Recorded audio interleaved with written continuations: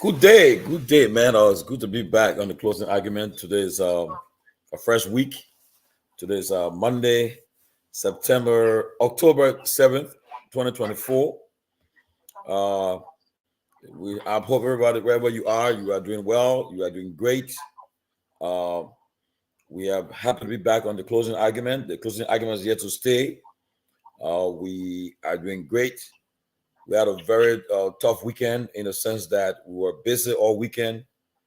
As you may be aware, the speaker is his delegations in the country, and they've been engaging Liberian communities in the USA and so forth. The president left the USA and he arrived in Liberia yesterday after his address to the United Nations General Assembly and a program held in Providence, Rhode Island, where he recognized and honored the senator from Rhode Island, Jack Reed.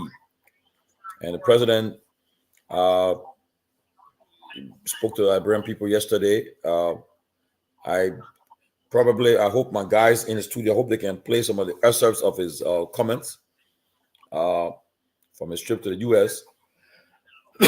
He spoke with a president, according to folks that watched it. I was at a town hall event, so I could not pick up his live coverage, but I have not had the time to go through it because it was out a hectic weekend, and I got it this morning. I had to go to work, and just been too much. But it's good to be back, and we always will be here for you guys. As long as you guys want us to be here, we'll be here. But the Peabody is president on his way back. He's traveling. Pray for traveling mercies for him. He and his wife coming way back from out of the country where they had a week of spending the anniversary and his birthday. Yeah, presently heading back to the USA. And Chairman Sanvee is still at work. Hopefully, he will join us sometime during the program.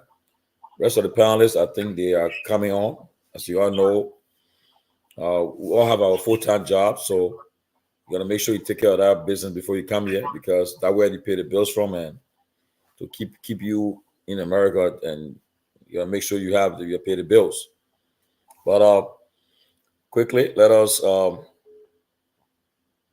recognize some of our viewers who are already here. I see Susan P is already here. Bill Sampe, Alio Kamara. Guys, welcome and happy to be back on the closing argument. My guys in True FM, Myean, Henry, or Ansu, anyone of you guys there, can you guys join me on studio, please? Can you join me on the set, please? Can you guys, one of you guys join me on the set? I don't know where you guys are.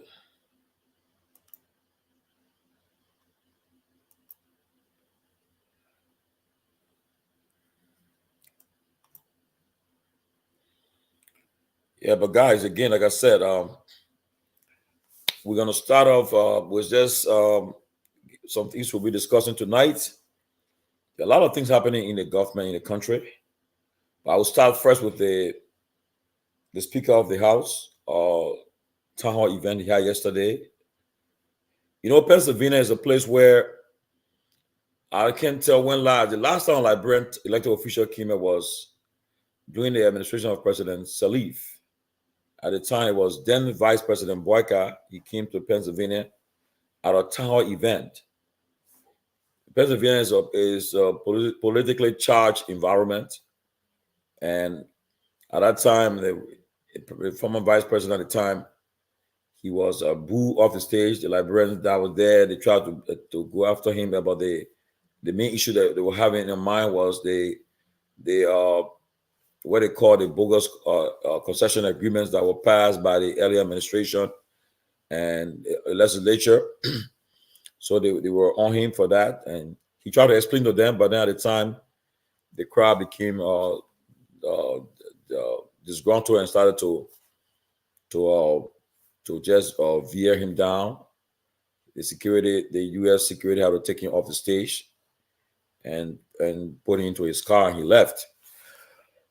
Since then, we have not had any elected official to come here to engage Liberians in Pennsylvania. And this time around, the speaker braved the storm and decided to come to engage Liberians in Pennsylvania, and he showed, and he came to, and he had a very tough engagement, but he stood his ground for more than 3 hours. He answered all the questions they asked him. And he explained to them the legislative processes, how it works. He talked about having 3 blocks in the legislature. You got the independent block, that's about 15 members in our block. These are lawmakers who are elected as independents. You got a rescue block. That's the block of that you have with the ruling establishment. You got a CDC block. And you got the 3 blocks he has to control and work with. And in order to do it, we definitely make sure that we are in control of the blocks, because it's not easy to govern in that manner. He explained to us, and then he welcomed Sylvester Pewee. Welcome. Thank you. And then he also explained about Liberians. We should be proud of ourselves, and that's why it's important that every Liberian in the diaspora, especially in these United States, that are interested in transforming that country, you should not sit on the fence anymore. Get involved. Do you know that we remitted over $800 million in our economy in Liberia? We play a very pivotal role in the country, in our country economic recovery. That's why it's important that Liberians in the diaspora make sure that they make the decision, they decide who become that leader of our country. We have the authority, we have the power to do it. We can do it. But we got to be together. We have to unite ourselves together in the USA first. Okay, but we're supposed to unite ourselves, and we can unite ourselves in this country. We can make it. We influence election in our country. I mean, to the extent where you even have other foreign nationalities, the Somalis and the other people. They have people in Congress now, and the Haitians, they are moving.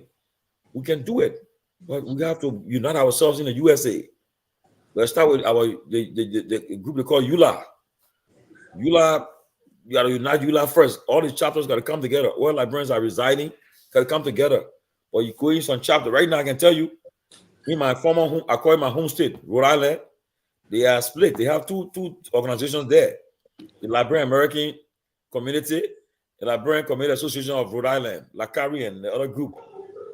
That's why at the Boyka's program, President Boyka's program last week, the other group planned to protest, but last-minute intervention by Senator Reid stopped that, called them to put it off. You go in my next door, Trenton, New Jersey. They're in court right now. They're in court. The bank account has been frozen. So if we can unite and come together, we can really make transformation in our country. But we have to unite ourselves first. But Pewee, let me hear from you, man. We had I didn't see you on the weekend. I thought would have seen you at a town hall event, but perhaps your schedule was packed, I'm sure. It was a very interesting engagement. And I'll tell you, it's not easy for a Liberian politician to come in for the Pennsylvania, especially Philadelphia, to come in our Liberians. President Salif, she didn't even try it. President Weah didn't. And even when Boyka tried to do him as vice president, they bring him out off the stage. But so it was an interesting weekend, and I think what the speaker did yesterday is an opening to President Boyka, Vice President Kuhn, and Senator Yombi Kanga Lawrence. She was also in the USA. I think she's still in the USA. I'm surprised, as head of the Liberian Senate, she should have at least organized a event to engage Liberians. I know because they were all here for the UN summit. Okay, but again, that's where we are. But Pewee, before we continue, maybe you want to say something before we continue. Oh yeah. Actually, I got the information about the speaker program. I think when I saw it in the chat room, but then I didn't have the kind of it didn't fit into the time I could just make a rush in to be part of that. But I saw your representation. uh, I think is that's very good. No, as a politician, basically, we always have to be waiting to go on the political battlefront. It's just like a soldier. It's part of discipline and the regimentation. That's why you have to be well regimented as a soldier. And it's the same as a politician. You have to always be willing to respond to the call. You have to be progressive about your engagement and the rest of that. So I thought the speaker engagement and the speaker intervention was very timely. If you want to be a politician, you have to be open to the process.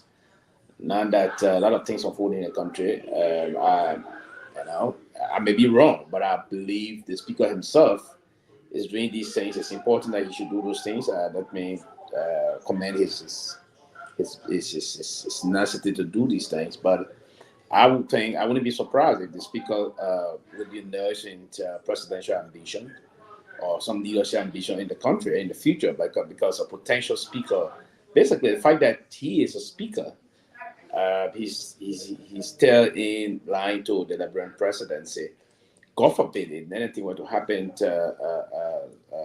simultaneously today. God forbid again. Let me say that. But again, it's just the process of life. We have to face the reality of life. Everything, God forbid, were to happen simultaneously to the president and the vice president. The speaker will now move into the Liberian presidency while we wait up to the period of 90 days to conduct a new and fresh election. So, I mean, he is in line to the Liberian president. So you have to be politically active, politically prepared, and the rest of that. But I thought that was a good intervention. And you went there, you tried to take some time and explain to us basically, apart from releases we saw, because unfortunately, again, I didn't tune to it live. I was a little engaged during this weekend, so I didn't have the time to do that. But you give us some play-by-play description as to what unfolded there. But it's a good thing. And as you say again, Liberians, both home and abroad, should cultivate this sense of togetherness. It's important, and that can also help to prepare the country moving forward. Because if we were to engage our country, engage instead of doing things to be divided, and it will always be this way, I want to believe. But sometimes this sense of reconciliation and unity will have to be projected. We all are human. We are all prone to mistakes. We all do slip sometime, and but it is important that some of us moving forward now cultivate this spirit of unity and just forge some level of peace with ourselves moving forward. I think it's important, but the country we have to forge on, and it's important that I thought your individual monologue before I join you, you struck some very important point, and I think we should concentrate on those things moving the country forward. Yeah, welcome to Robert Garguah Jr., a former Liberian Community in Atlanta Association vice president. Maybe you don't know this guy was community leader in Atlanta, Georgia. But I think I don't know whether I think they enter in some kind of you too. As I said, they always say you Liberian community. Myself, a member of the Liberian community. I want a boat in Rhode Island too. I was there too. When then yo too. But again, but then that means, sorry, before Ryan getting in, if they can, then I mean, why would we put more in national government? I also would do our thing in it. I say we have to start with so ourselves first. that's the problem. So to tell you, governance is difficult. Governance is tough. It's difficult because those small leadership here, those sprinkler leadership here in the diaspora, always there's a problem. Why? Then I mean, you should think of what's happening at the national level. Go ahead. Yeah, but we got a lot to talk about today. We're talking about. Let me just share with you guys. I hope we can get to catch all of these things. There's the Liberian ambassador designated to the European Union, the Luxembourg and the Netherlands. Ambassador Nyenwolo. Maybe people don't know. Let me announce it. He has been recalled. He's in Monrovia now as we speak. He's been there for 5 days, and the ambassador designate to replace him. The Senate has refused to take up his confirmation hearing. I heard just now that the pro tem and Senator DeLon is refusing to take out his confirmation hearing. I don't know why. I will be taught. Hopefully, I will get to him to find out what's going on. The ambassador George Solo, who was appointed, and people, you can help us. Other talk, you can help us on the issue. His agreement have been accepted by the king of the Netherlands. Has accepted his agreement already. So that means you have to confirm the man. The man could take an assignment, but now they are refusing to bring his confirmation hearing up.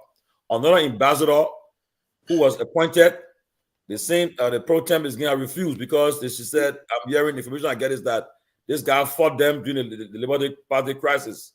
She was supporting Chairman Bealded. So is it because of that this guy's confirmation is being grounded? It's another problem. The Minister of Labor, now, the audit report that came up on him, he needs to come and clarify what it said in the audit report. And also the issue for public works, I got the letter from the public works minister going back and forth with deputy and the minister of state. And so we got to talk about it. And then perhaps we can turn to more deeper into politics that I can tell you already. The 2029 election, take it or leave it, it already started. People are already making the maneuvers. People already taking sides, already doing their own thing. So we should get ready. But Robert, you can come in with your opinion and we'll get this program going for today.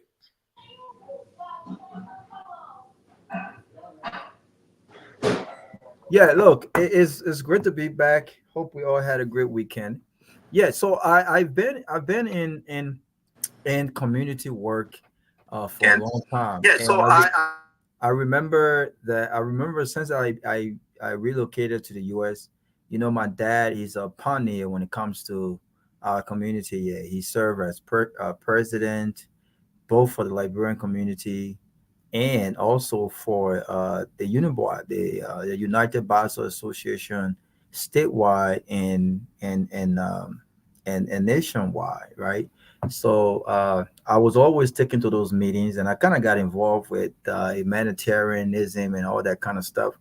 So I ran and I was elected vice president, the youngest vice president under Dr. My big sister, Dr. Somo Basel administration. It was great. It was great. And we left after our administration. We served 2 terms, Tomalin. And after our administration, I was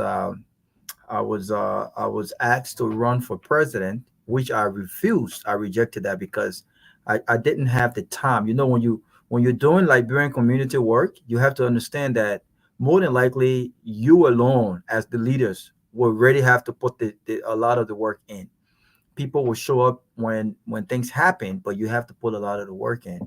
And I didn't feel like I had the time to really commit like that, and so that's how we left. We left peacefully. Election occurred, and one of the guys that currently serves as president was one of the individuals that I actually brought into the community. And I can probably say without my intervention and help, he would have never won. He served as member of the board before he ran as president. And of course, we've had our disagreements and things like that as we speak right now with the way the Liberian community is going.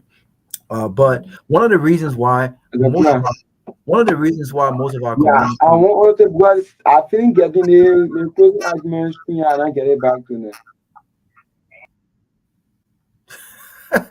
the major count radio just start talking. But one of the reasons why our communities don't really come together is because the politics is more involved than a community service.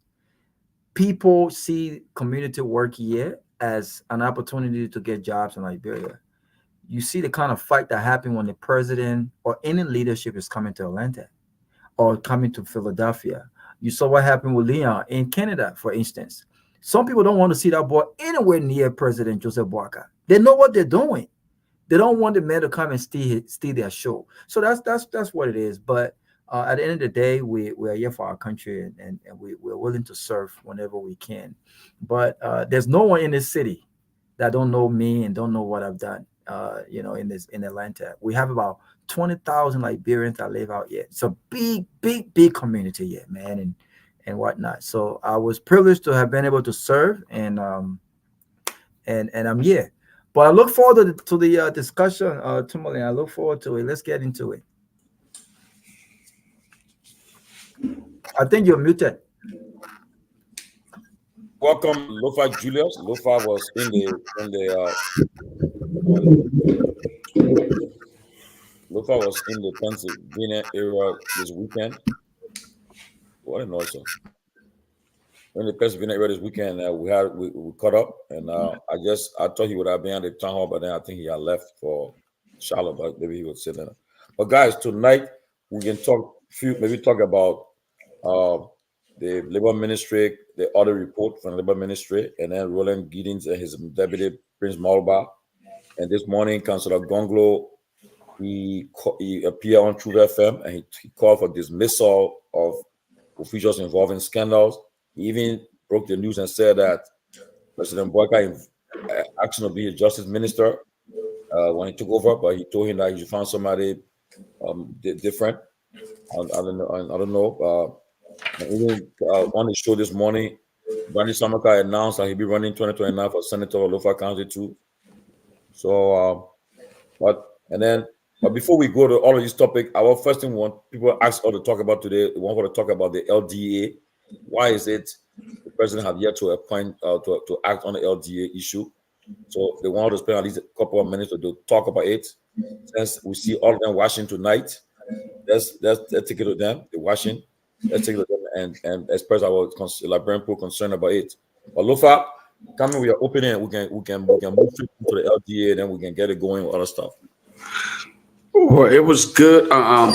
Good evening, guys. It was good meeting you this last weekend. Great program, and it was good being out there. I didn't want people to know that I was out there, but since you already told people I'm out there, no, but I'm just joking. But on a real note, it was a great. Were you on Espionage mission? I knew you would be asking that question. That's the reason why I didn't want nobody to know I was over there. But based on our involvement in the communities, people see reason to engage us in several different ways, and this event was one of those that we've worked with this organization because they are involved with women empowerment. They've been in existence for a few years, and so they did the invitation, as a board member for this organization, and after promising them that, look, if you guys stay in existence for this amount of time, we will commit to certain things to help push. Your camera is your hair cut off. Well, like, you want my hair or you want? The people they won't see your handsome face, maybe. Is it better? No, I think it's still cut off. Is it better yet? Yeah. Okay. Okay. All right. So anyway, but the Women Empowerment International, I think they did a great job, and they're doing great work back home, impacting lives. So I was glad to have been a part of it. And Tomalin, thank you for actually showing up. I think it meant a lot to them. They're like, oh wow, they're the closing argument folks are here, and they were well appreciative of your presence. And, so thank you.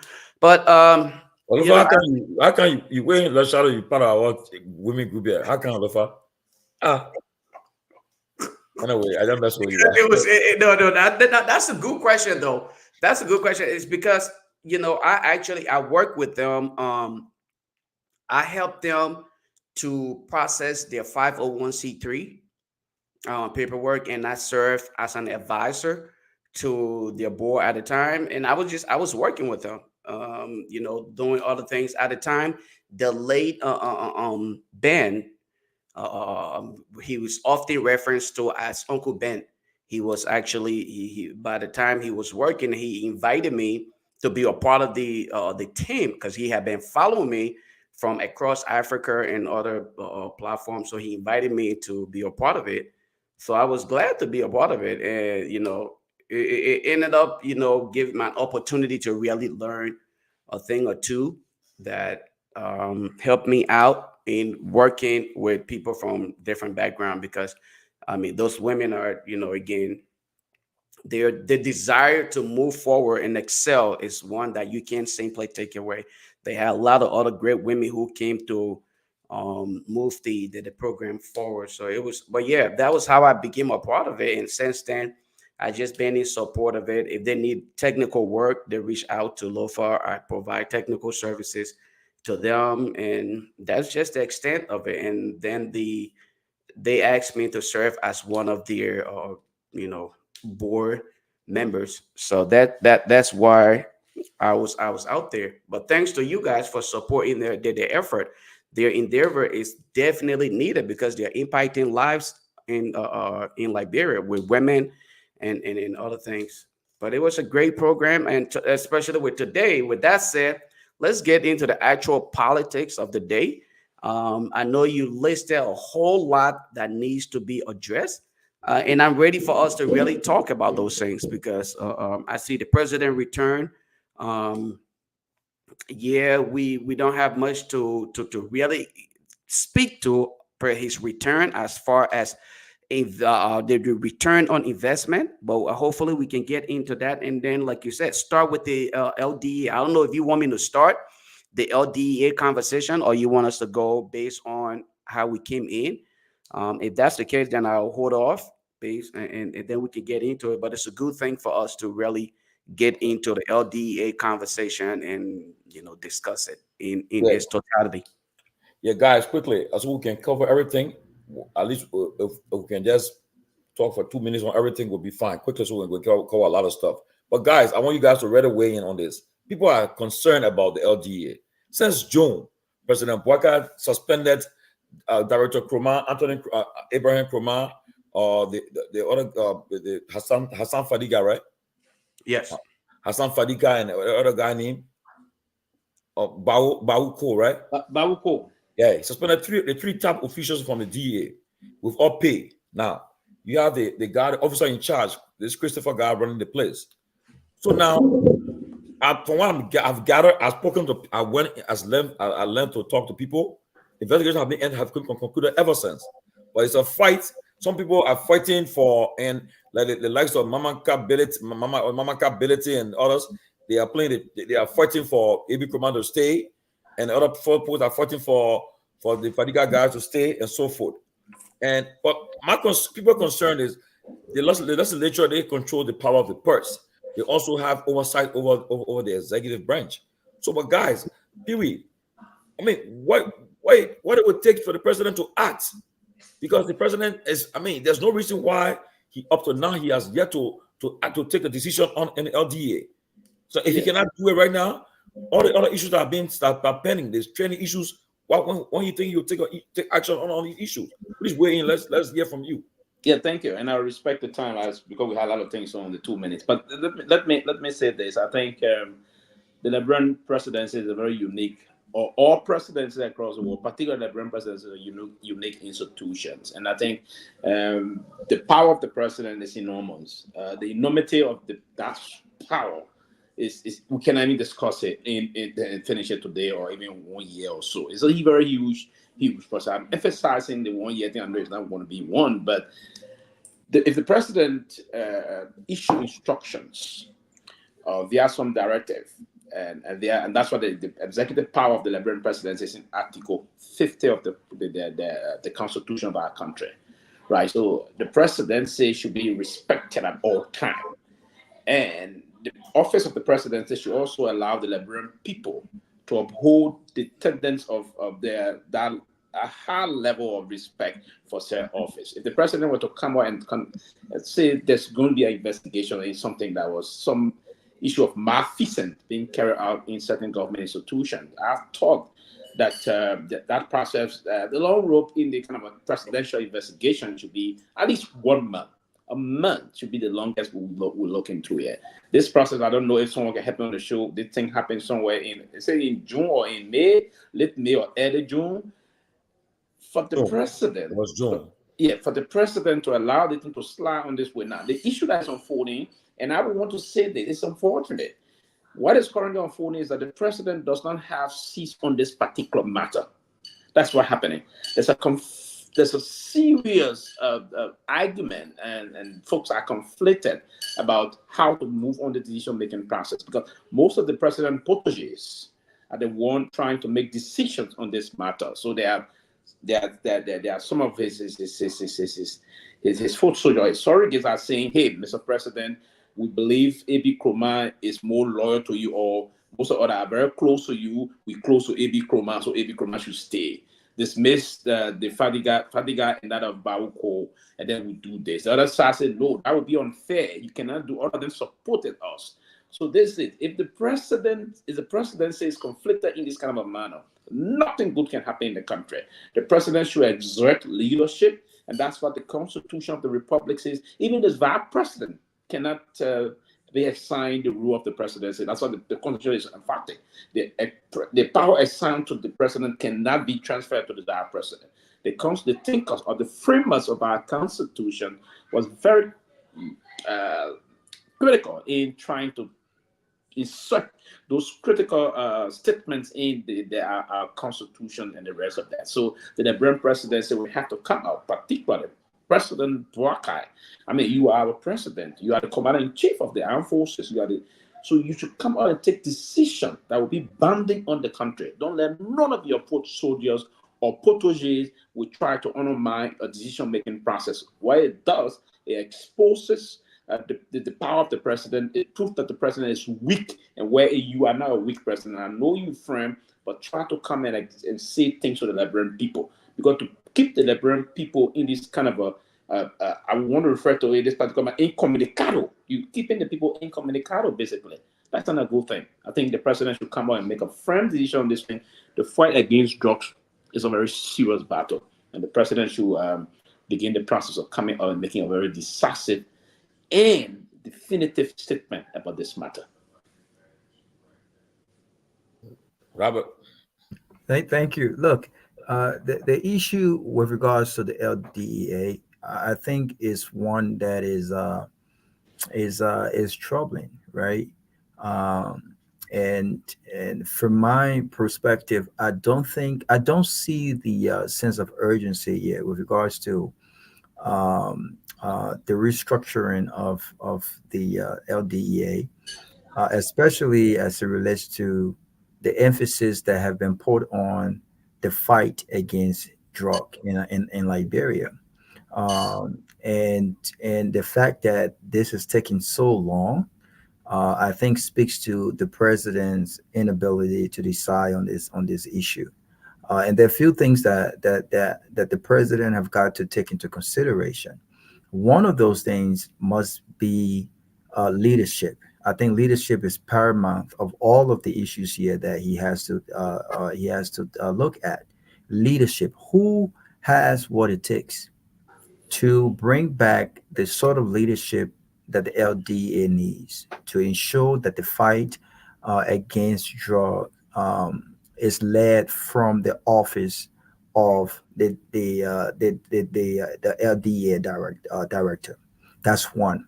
Number two, integrity. Someone who has not only professionalism but integrity. Which brings me to the two candidates, the two folks that have been, 3 or 4 folks that have been suspended. But I want to focus on the director and the deputy, right? There have been multiple reports out that have raised doubt from our own understanding about not only the professionalism but the integrity of Abu Kloman. There was this whole drug bust that happened with a Nigerian guy, and from all indication, there were close to 375,000 US dollars taken, close to 1 million Liberians dollar taken. Abu Kloman have yet to turn that money in to the appropriate sources. And I think recently he was being summoned to do that, or we're being asked to turn in those funds. I've spoken to some folks from inside the LDA, and we all remember Hassan Fatiga actually raised this concern when he indirectly spoke about many of the issues that came about and how he did not come to sell his soul for money and things like that. There have been multiple reports that have confirmed that A.B. Kloma has been involved into drug bust to benefit himself. He has taken monies from these different operations. Robert, let me interrupt you, Robert. But then, with all of that information you sharing with us here, but why you think? I'm sure nothing came about an investigation. Why is the president still not acting? Well, but I'm sure that's part of the reason why he's not acting, but that's not an excuse as to why he has not acted so swiftly yet, right? Because again, if the president wants to deliver, if the president wants to set the tone with regards to what he stands for, change, there's no tolerance for corruption, integrity, and the trust of the people, the trust of the community, right? Then the question is the decision is very easy for all our care. If Abe Kloman does not have the integrity needed to run the LDA, and he has not earned the trust of the community, of the Liberian people, then of course the fight against drug is dead on arrival. You cannot have a director of the LDA who cannot be trusted. You cannot have a director of the LDA who lacks leadership.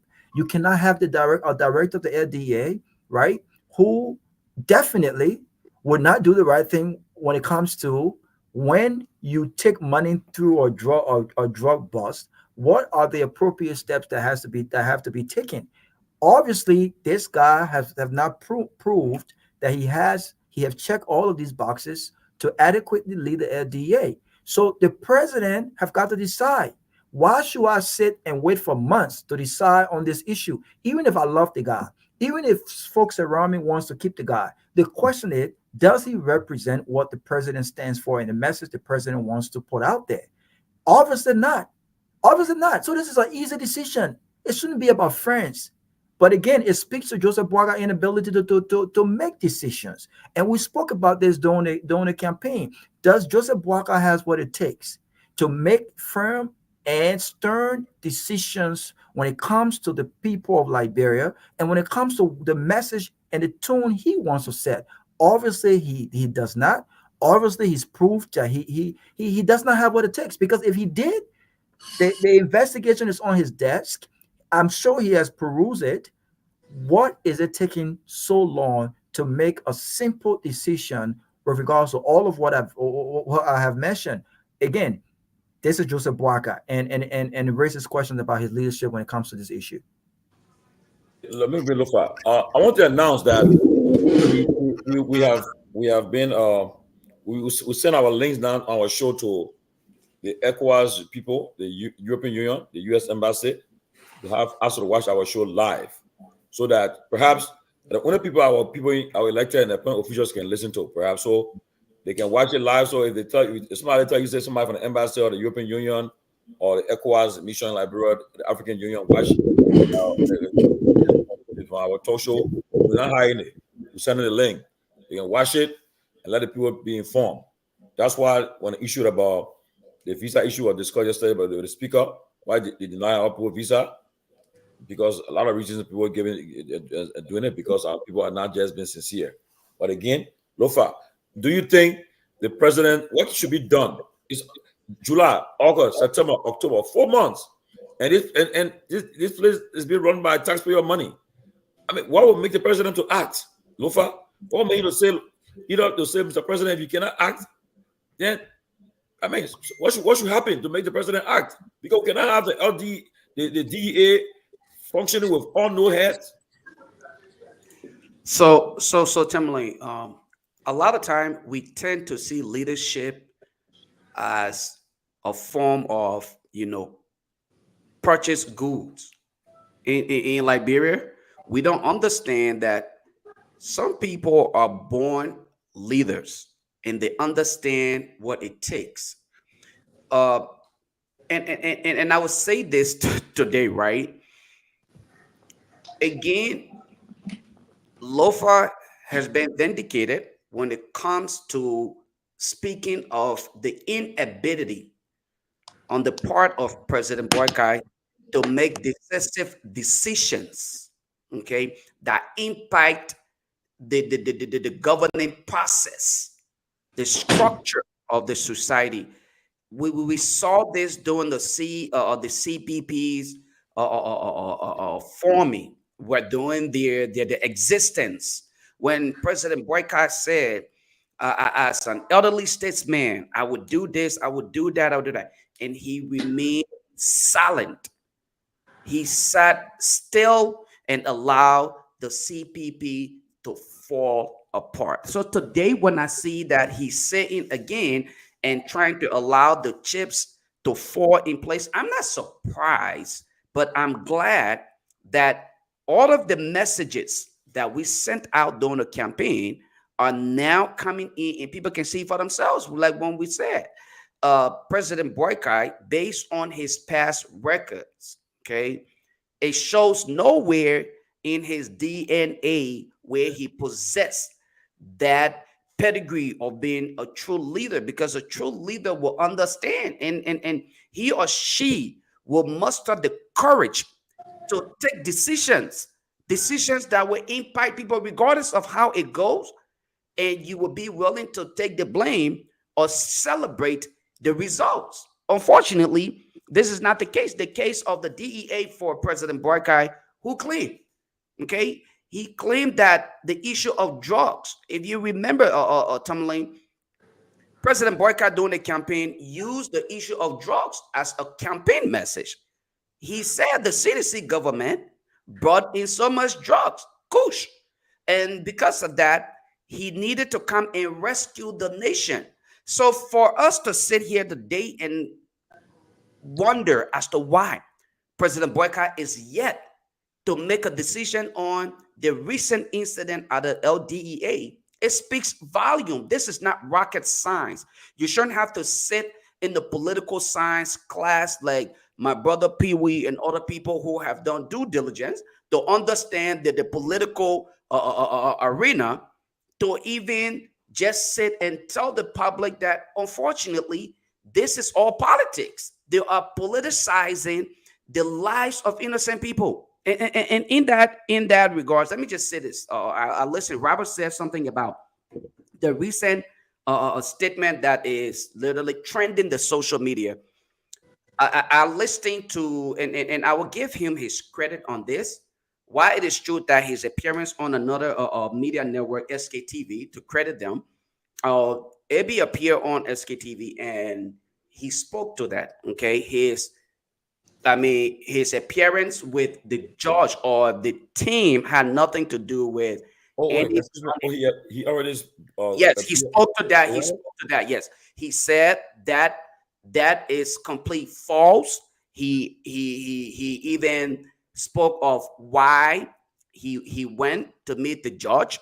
The judge he met with was the complete opposite of what was stated, and he claimed that this is a propaganda from those who are battling him for his position. So to just kind of be fair, in all honesty, this was his position. He claimed that his meeting with the judge had nothing to do with any money that was stolen, and in fact, he provided video evidence of when the raid was carried on, the media presence, and the fact that when these things are done, there are documentation as to what is taken, and signatures are affixed to those documents to prove what was taken at the time, what is in the possession of the legal practitioner, and hopefully those that are overseeing that. But because he's saying again, it is just propaganda, but the motive he did not speak to, and 98% of the questions that were posed to him, he did not answer them. Nevertheless, I am one person who will, in this regard, agree with Robert that I don't think this man possessed the level of professionalism that is required of want to lead the LDEA. Let's be honest. This man is very unprofessional. I listened to him reference his colleague on the doing the interview as this kid, those kid, the children, them. You know, the level of being unprofessional, it just literally it just highlighted why it is important that we bring in an individual who is void of political sentiment. And in this case, this is what Ibrahim Korma is doing. He's actually into this just because he wants to sell himself as that candidate that deserve that position. I'm not a fan of Hassan Fadiga because this kid got big mouth too. Okay, yeah, but in all honesty, what a minute kid to again.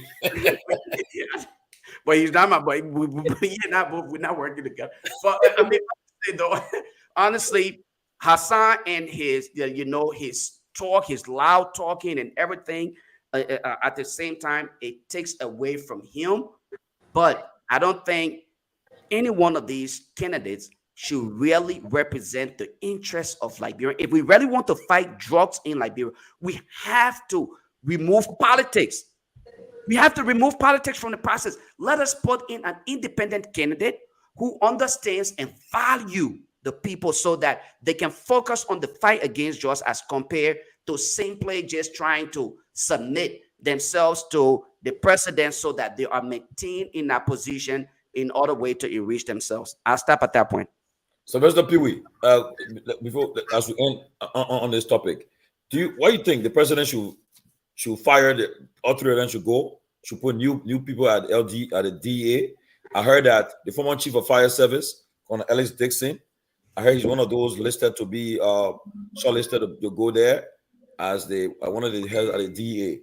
What's your thoughts? You think the president should fire all of them and bring new people, or should you just bring them back? Yeah, so what I said first and foremost about the president process, about the delay, will prove otherwise about the presidency.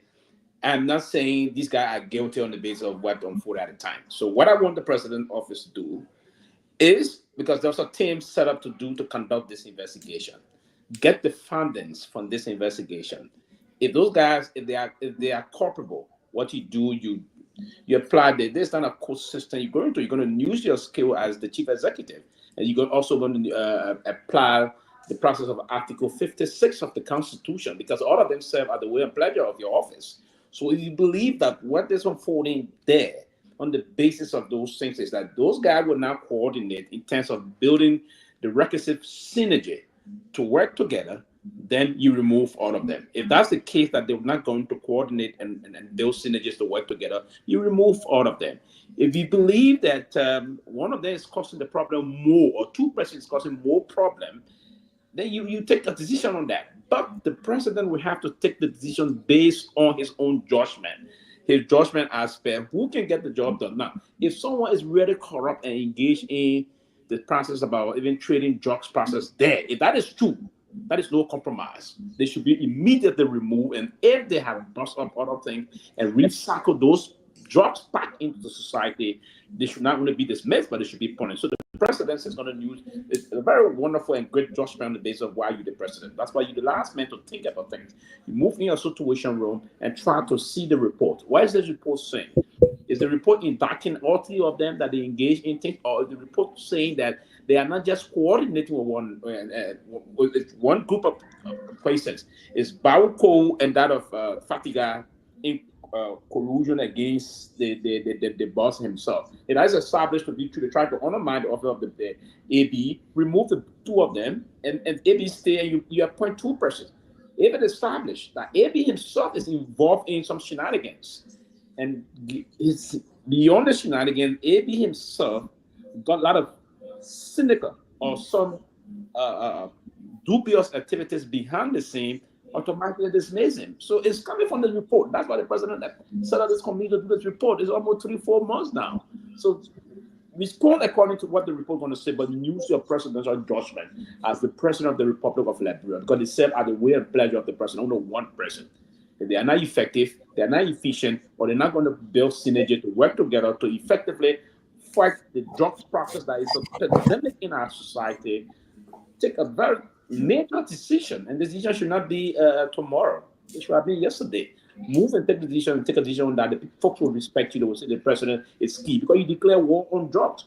You cannot declare war on drugs and you still try to decapitate the institution by not having an effective working staff. That is unfortunate, and it will run to further undermine the quest of the presidency fighting drugs and fighting it very seriously. Okay, guys. Let me 30 seconds. Robert, 1 second, Robert. Start getting ready. We'll be discussing the president Robert yesterday. So he remarks he made, so you can start getting your notes ready about it. Robert, go ahead. So here's my thing. I believe AB when he says, well, those are all just proper guys. No, I don't believe him. Absolutely not. Right? Anyone can say, look, we collected 375,000 US. Let's affix our signature and say, hey, we collected 250,000. That's on the record, right? I don't believe him. And is it possible that he has what it takes to do such a thing? Absolutely, yes, he does. But let's forget about the corruption piece, right? Let's look at leadership. I watched what happened at the Royal Hotel. I watched what happened when Hassan Fatiga went out there and used pepper spray to protect and defend his boss, right? I was at the Capitol a few months ago before this whole thing happened, and I saw Hassan Fatiga and AB. I saw how respectful he seems to his boss, right? And so again, people disagree all the time. There's nothing wrong with disagreements, right? But I don't think, and even publicly, up to the time that both of them were suspended, I did not hear Hassan Fatiga make any radio appearance denigrating AB. Who did we see on the radios? AB was. He does not seem to be a guy who has what it takes to quiet the storm in difficult times where there are major and fierce disagreement. He sees himself as a person who is entitled to that position because he's been around the system for a long time, and because of that, he owes no respect to his colleague or his deputy, right? And so he used all of the different terminology and to refer to him as a kid and as a you don't do those things. So listen, if I were the president and you want peace, you want leadership in that department, and everything that has happened, look at what happened. What happened has the propensity to have caused a lot of chaos. People could have lost their lives based on what just happened. So the president, it's just not difficult. And one last thing I want to say is, why have they not released this the information to the public? What is taking the president so long to say, hey, this is on the basis for which I'm making my decision, and I want the public in the interest of transparency. I want the public to see exactly what the report or the investigation entail. Why is it taking him so long? So again, it speaks to Joseph Boaka's inability to make serious decisions here, but it also speaks to the system, the status quo, right? People wants to protect people that they know, and they want to basically look at Hassan. He's not a perfect person. I think he's very contradicting. I think that he's not. I don't take him seriously when it comes to choices that needs to be made. I think, and I tell him all the time, he's flip-flopped many times. One minute Joseph Boaka was not fit to run, the next minute he was fit to run. I've seen these things happen, but that does not negate the fact that on this Robert, that was his brother.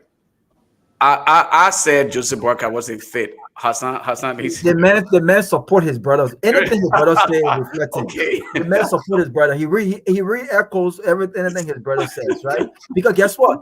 And if you notice, everywhere the twin, whoever the twin support, if Fatiga was supporting this candidate, his brother will support that particular candidate. They've never not supported the same candidate. I've never seen that happen before. When they were supporting Uri, they both supported and advocated for Uri, right? Same thing when they did not support Unity Party and Joseph Boakai. They both were going against him. But the president have got to decide on this issue. And I'm not shocked that it's taking him so long to decide, because I never trusted his ability to make these kinds of decisions. But when it comes to the best way forward here, I think that if I had to pick between the both men, I would fire AB. I'll fire AB. If he, look, he man has a private security company. He doesn't need the Liberian people money. What's the issue? I mean, let him work in the private sector and make his money and employ Liberians. I mean, the LDA should not be an issue, but it is an issue because he understands there's lots of money to be made here, and that's why he's there. Tomalin, if you allow me, let me just use 30 seconds, if you will, please. Yeah, go ahead. Okay. Togar, welcome, Togar. So quickly. Thank you, sir. I want to emphasize on the fight that President Boakai again lacks the leadership ability. Okay, President Boakai in recent time. Okay, why the issue of drugs? The zombie. I don't know how many of you have heard of the zombie drugs is taking over Liberia. In the fight against drugs in Liberia, he's actually reducing. Okay.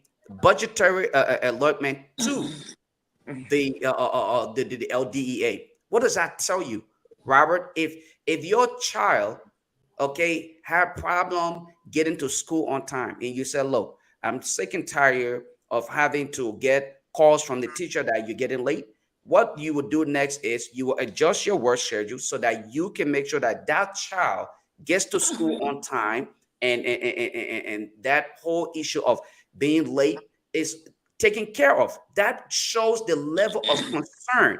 You value that particular aspect because you understand and you believe in your child's future. Unfortunately, President Boakai, in other words, shows no concern. He actually politicized the issue of drugs addiction because he can afford to send his son out of the country to seek medical attention. And the other kids are not going to benefit from that. So this is not, it's not strange to me that he's sitting here and flip-flopping between whether to bring Fadiga or Abi Kurman back. And I just want to send a resounding message and hopefully close on this note. Both individuals should be let go, and an independent candidate should be allowed to come and spearhead the affairs of the LDEA so that Liberians can benefit from the actual work of an LDA and not simply the charade or the show button of being involved with security and all of those things. One who understands the full spectrums of things that have to do with drugs abuse, the security sector, and all of those things can effectively run the LDEA and be successful at the fight against drugs. But you leave Abi Kurman over there, it will be just a mere charade. Every time he will pretend, bring the media, have them film him arresting drugs, and then just recycle it, and our kids will continue to suffer. Yeah, that is, one would say that is a wide allegation, but I sincerely believe if this man is allowed to return, that is exactly what will happen. But the society we find ourselves in, he's now going from one media institution to another to seek sentiment. He's asking of sentiment from the public because they know him to be this guy who can fight. He owns a security firm. They want him to give them job in his security firm or hopefully bring them on at the LDEA, which I don't think should be the right thing to fight against drugs in Liberia. Before we go to the president's arrival and his comments yesterday, let's let Togar weigh in on the issue quickly in 2 minutes, then we can go to the president's arrival yesterday. Togar. Thank you, gentlemen. And interestingly, I'm even shocked that some of you on the show, probably with all the intelligence network that each of you should have, or maybe you're playing games with the people, that you do not know that the report is out and that people even got copies now of that report and what that report is saying. It said that none of you on this show knows that the report is out and there are some things inserted in that report, or are you trying to play games with the public? No, Let let me clarify, because I think people on this show playing games. Wait, Togar, let people wait. That whole year. I thought you would have probably reconstruct your thought process first in the way you wanted to say it. No, don't laugh. I thought you are reconstructing that thought process. Right. I mean, no. Are you saying Don't say you've Neo not Progressive. heard about Wait, this 1 minute, report 1 minute, or 1 minute. read The anything report- about this report? Or are you playing games with the Liberian people? It is Let me not clarify. an official No, let me report. No, You what cannot about speak official to or it. no official? No, Togar. Are you Togar, saying yes, none of you Togar. on this show Until anything about it the is report? declared official, But you we don't have cannot to Let's speak official to forget it. about report. official. Togar. Even the unofficial one, you've not. No, No. Togar. There's Even the nothing. unofficial one. Again, you've been around for some time in the country. Thank you. You should understand this thing very well. And it's unfortunate. I say you should reconstruct that thought process. Yes, it is. You want me to come in and respond to a report that the executive matter has not said the report is out? Thank you. Exactly. You can't do that. How in the word? No, I just want you to be clear with the Liberian people. No, but Have there's you no- not heard even in the VIA about this report, the unofficial one? No. Yeah, but we're asking for the official report. You say, oh, you laughing? Now Because you want the to way laugh many about of you it. sounding on Come on, the man. show, what is surprising me is that many of you sounding on the show tonight as if you've not even heard that a report is unofficial but out there and what it says. We cannot do That that. you still thinking that Waka recommendation, this, that, So because Togar, it will play games with the public. what's in the Because all of what's us on this show, Okay, so all Togar, of us on this show, Togar, one what's in way the or the report? other, They know wanna that there leak. is an unofficial report. Togar, what does the report entail? Okay, say you wanted a Liberian people that you don't know, then I can help you. But I Okay, suppose that's all of you fine. on this What show does here the report technically entail? know And that what a would be your report has been recommendation? up, but one way or the other, we're trying to make it appear like we don't know. First What of does all, the report entail, and what would be your recommendation? it's not about what it entails, but I can give you a summary of what I've heard That's and learned what it about the entails. report. That's what No. it entails. Yes. So one of it is that the report says A.B. Nkrumah should be reinstated. The report says his 2 deputies should be transferred to any other area. That's a recommendation. Forget about recommendation, whatever. No, but that's a what recommendation. the report That's is. a recommendation. The report They're is not saying- technically And we are making talking our about recommendation. insubordination on the part of And you are all Bauko. saying the same That's what thing. the report says. You're trying to say it's not a report. Let No, one that's what the report. One minute, And you brother, are 1 on minute. the show here. Togar, You Togar. know the report. Togar, 1 minute. Why are we playing games with the report? Togar, Now 1 minute. people trying Togar. to play politics here. Togar, 1 minute. Togar, 1 Okay. minute. The report. Togar, wait. Can I lay my thoughts on this, please? Wait 1 minute before you learn. 1 second, please. The report, as you said just now, right? You said the report, all the things in that report, according to what you say for me, I don't know if the report is all they are all recommendations, but it's it. Those recommendations are subject to the president approval. That's why Thank his you. decision is important. That's what we're saying. Exactly Go ahead. what we said. Yeah. Togar, go ahead. You know, there are series of reports Go ahead. that Now are it's out. series of them. Okay. There are series of reports that are out, that are on the president's desk, that the president himself is trying to ignore and is struggling. One of those reports that I've even heard about again is the one that they left squarely on the feet of the vice president about the yellow machines. I'm even told that report, the vice president is telling Mama Ability and the rest of the people that made a negotiation for the yellow machine that, look, the country needs it, but at the end of the day, the cost you are talking about for this machine is too huge, to the point where I think we should even get it from Liberia. We can easily even get that machine from Liberia less than the price you're calling. So what the vice president is insinuating, according to what I have gathered, is that you are inflating this figure. I'm told that report is also ready to get out there. Now, the issue here is about leadership. The problem we're having is about leadership. I understand, yes, the guy who is the officer in charge of the LDA probably was recommended by the U.S. Embassy near Monrovia, where he has worked all his life, or basically predominantly a part of his life. He's been working there. Now, since he came over, they seem to be pushing the fact that, look, he's doing a superb job. Now they've interfered with the legislature. I think the House of Representatives also has said squarely to the president, we like the way the guy performing and we want the guy to be maintained. The president is left in a catch-22 situation. This is where we are. But this is where leadership comes in. You sought for a report to be done on the crisis at the LDA. That report is out is sitting on your desk and you're making it appear like you cannot act. Now, the same leadership issue is when the president was way in, I think, South Korea or somewhere, when he acted on the LDA issue. Because he got a new spokesman that is Darius DeLong. Immediately, Darius DeLong tweets or Facebook about something. The next minute, the president act. Now, the president was able to act because Darius DeLong said, action coming now, and they why the president in South Korea. But since you heard about Ami Moda, since you heard about the other situations unfolding in the country, the 22 million, the fight at the public works and all of that, they said the president got to come home before the president act. But the president could act on AP Kroma and others from as far as South Korea. Now, we are saying the world is no more global, that the president will come home now before the president act on public work on issue, before the president acts on Ami Moda on issue.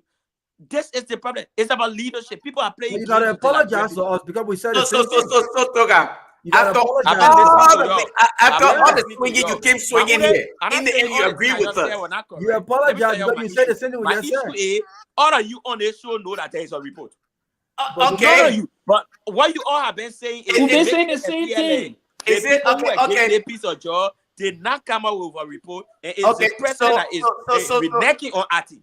So Togar, let me ask you a quick question, right? Know there's a report. So Togar, your only concern is the fact that So Togar, your only concern is the fact that it was not mentioned of any report.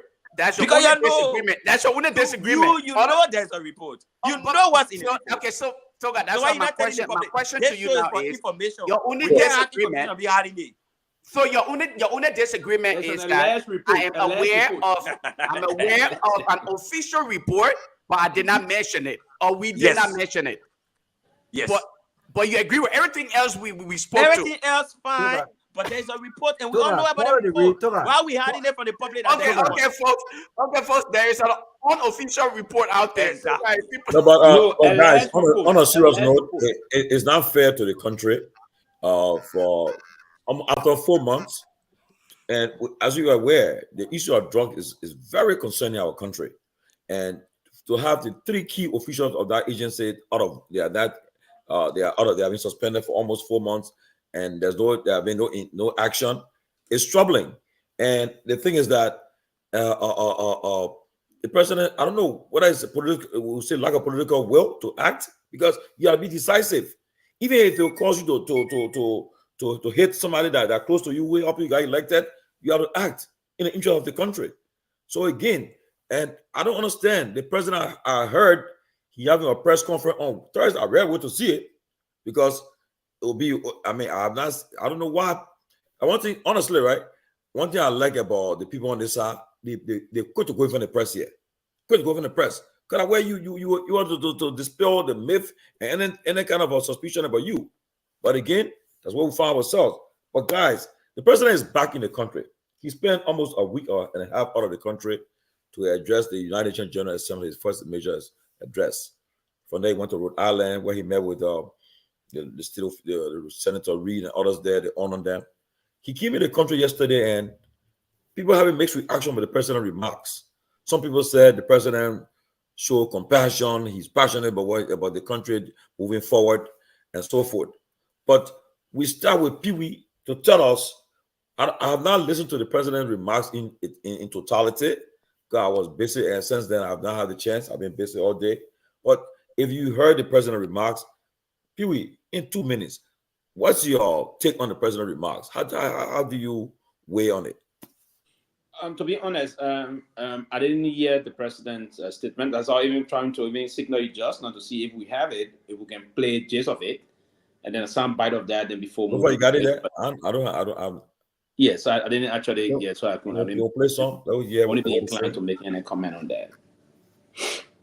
But while you're looking for it, somebody can listen to weigh in the meantime. I listened to the part of it, and the president basically said that he's not afraid of anyone, that the country must be fixed, that he talked about some of the things that were out in different places in different countries. So excuse me, Robert, he's not afraid of anyone. What was he thinking? He said the only person, I quote, the only person that I'm afraid of is God. I'm not afraid of anyone. he talked about his intention is not to go after anyone, but anyone who does not do the right thing, they're going to go after them, right? He talked about the importance of improving the healthcare sector, and many different things. Okay. Uh, Lofa, you want to play it? Yeah.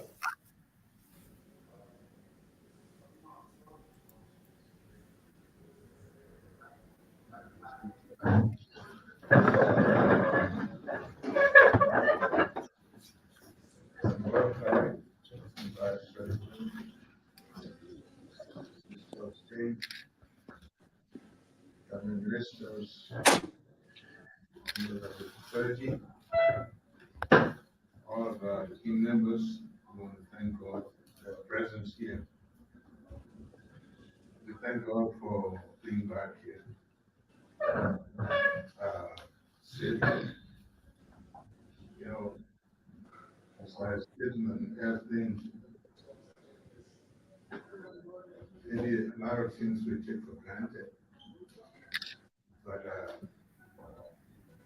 when I look at the I can't hear him, man. North Carolina, where we were supposed to have come, we got the very day we were supposed to have come, and the Secret Service called and said we should.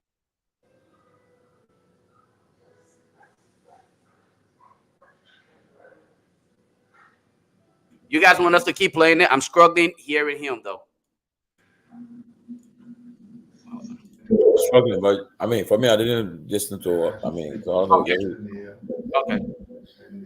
Okay. The minister education was already there. And you can thank God and have an understanding that we are just mere humans.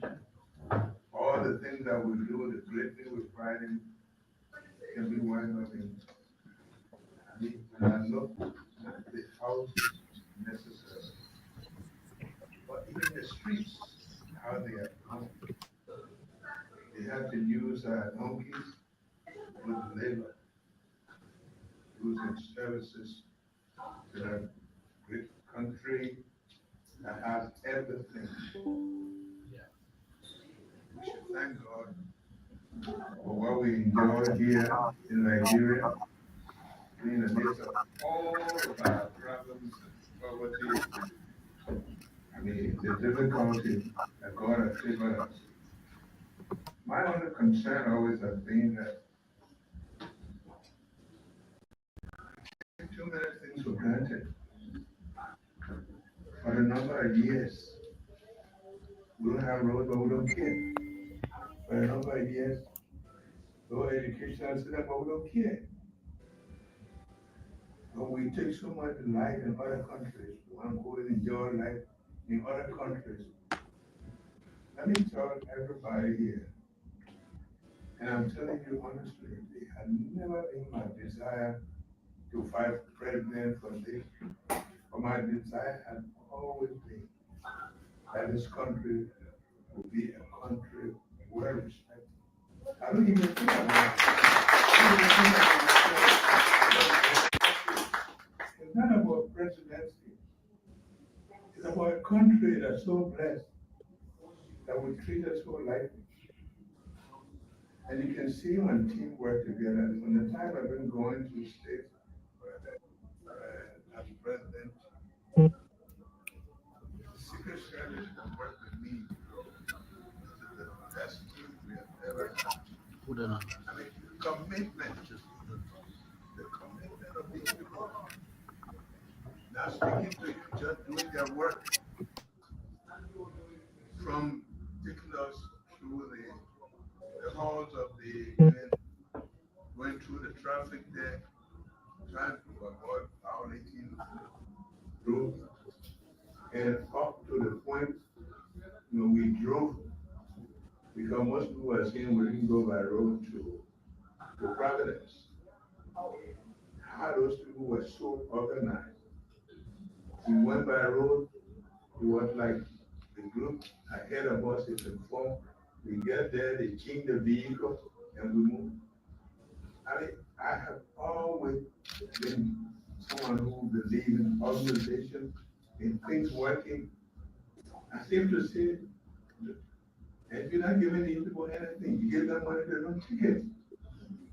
But they are committed up to the time that we came back to and everywhere you go, that's the kind of commitment that we lack.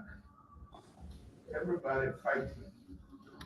Let me let you know, I have always come to respect people, and I always said that even the person who cleaned the bathroom for me, I respect them. God cannot, He didn't make everybody, if everybody was equal or putting the same thing, look, who will serve whom? But that's why the Bible says, whatever we do, let's do it. I think we're doing it for God. I always say, take them for example. You travel a long distance. All of you travel, you're hungry. But by the time you get there, you're fixing food. Not that they are not hungry. It's responsibility. Something that we lack here. Everybody fight. And I can tell you, the time comes, God will give you. I don't have to tell you about myself. So I want to thank all of you here who are coming. There are a lot of you here who are working, where you haven't even been paid. That is for the country. And we appreciate all of you. I appreciate people who love their country, who work for their country. This trip that we made, it was a trip. Why do you think I've left for me alone? I wouldn't even leave this country. India go to my farm. But if people are honest to know the situation this country is in this sub-region, we will work much harder. Because 177 years, we don't have road, our people up country can have drinking water, the cities are not laid out. And you don't understand the difficulty in that. Not that people are lazy. The women are full the other day. Every day they're calling for help. I said, but every time we have to, they say, you go right. I think this is long though. I think this is enough. You don't understand the difficulty when a country is not properly.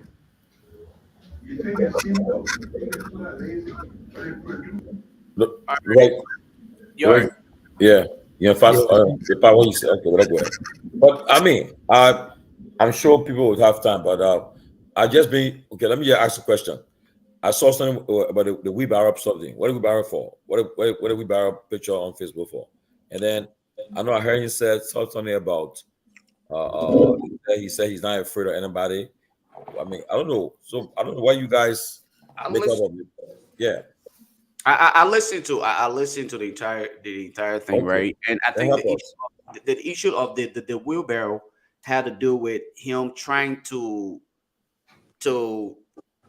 tell Liberian that he's willing to, I mean, the purchase of expensive vehicles. Okay, he wants to address that by telling us it don't matter what it is, what I use to get to work, I'm okay with it.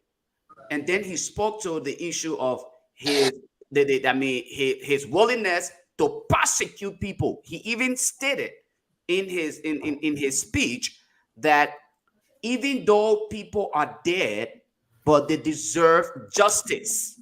Okay, what that is saying is his insinuation that look, we will bring the war and economic crimes court. Now, granted, all of these things that are being stated are good.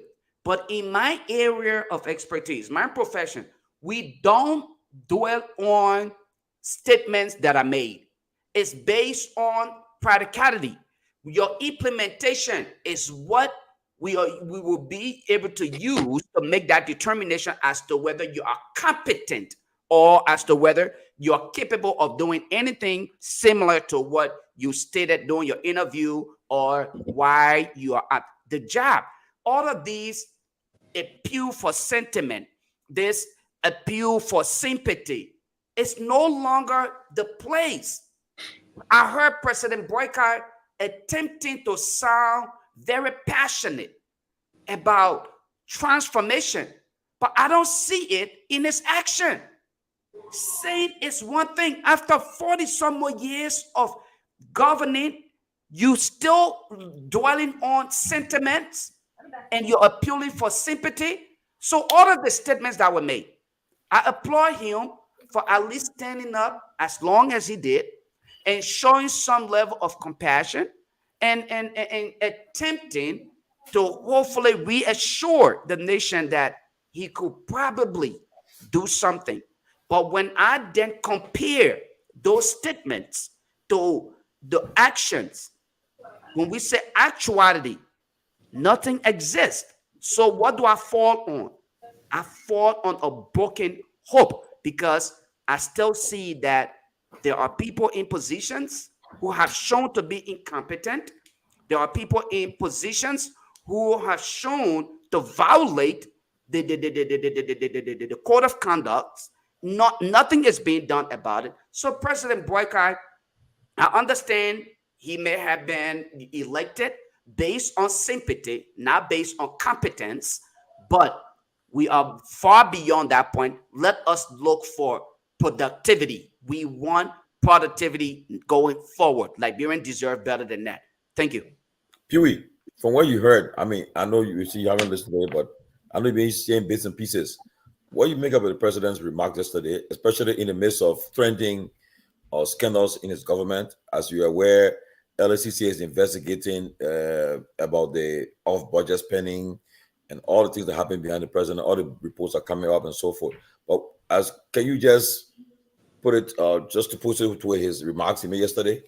Yes. On a more serious note, what I'm a little concerned about is that I didn't listen to the president even during, and when the president of our country, our president will travel out of the country, when the president is back, the major training issues would be the topical issue of the president return. Even if it's going to be a brief interactive conversation with the press at the tarmac of the RIA or in the palace of the executive mansion. Now, where he spoke was in the palace of the executive mansion. I thought the president would have first and foremost talked about most of those burning issues.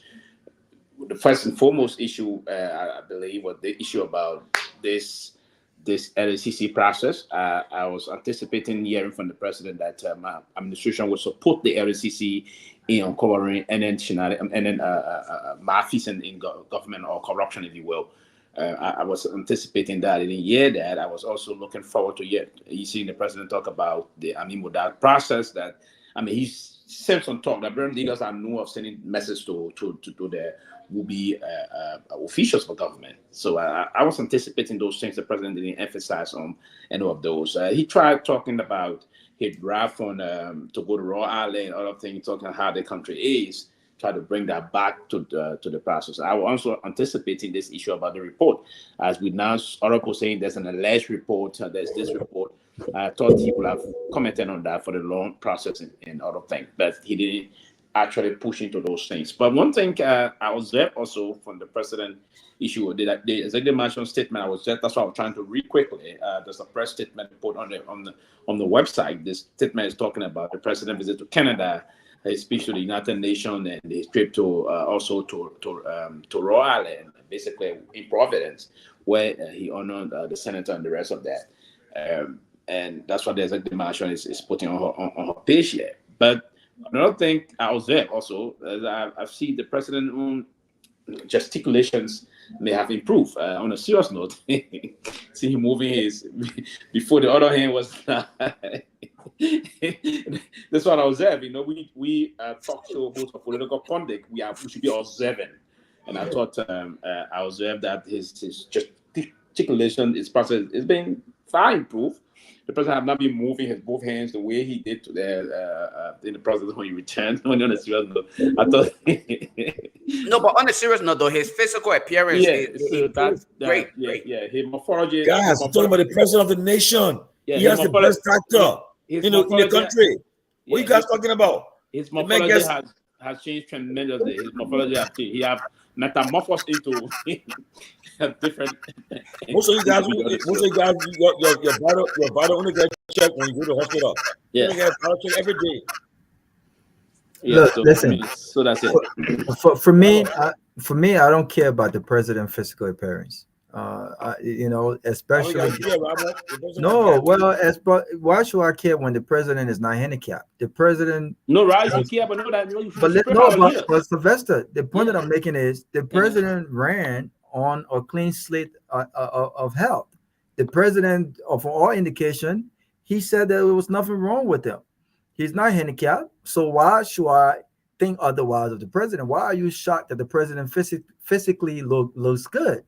Well, he's an old man. He's age, right? Yeah, but I understand he's an old man, but he's strong for his age. He ran on the premise that he was well and healthy, and so I expect nothing less. Now, had the president appearance appear otherwise than what they ran on, then that would be a concern for me, right? But I'm glad he looks good. I'm glad he looks strong. Look, the president. I've never seen Joseph Boakai customize his clothes. Joseph Boakai clothes outfit these days are being customized. I mean, you see all his shirt has JMB on it. And so I mean, there's perks that comes with the presidency, right? And I'm sure that he's taking advantage of those perks. But let me say this. Look, talk is cheap, right? But you've got to walk the walk. And I think Lofa alluded to that. Talk is cheap. He talked about how organized and how amazed he was by the organization of those folks, the Secret Service, and how committed they were, their responsibility, right? I mean, Jesus Christ. You know why they're committed?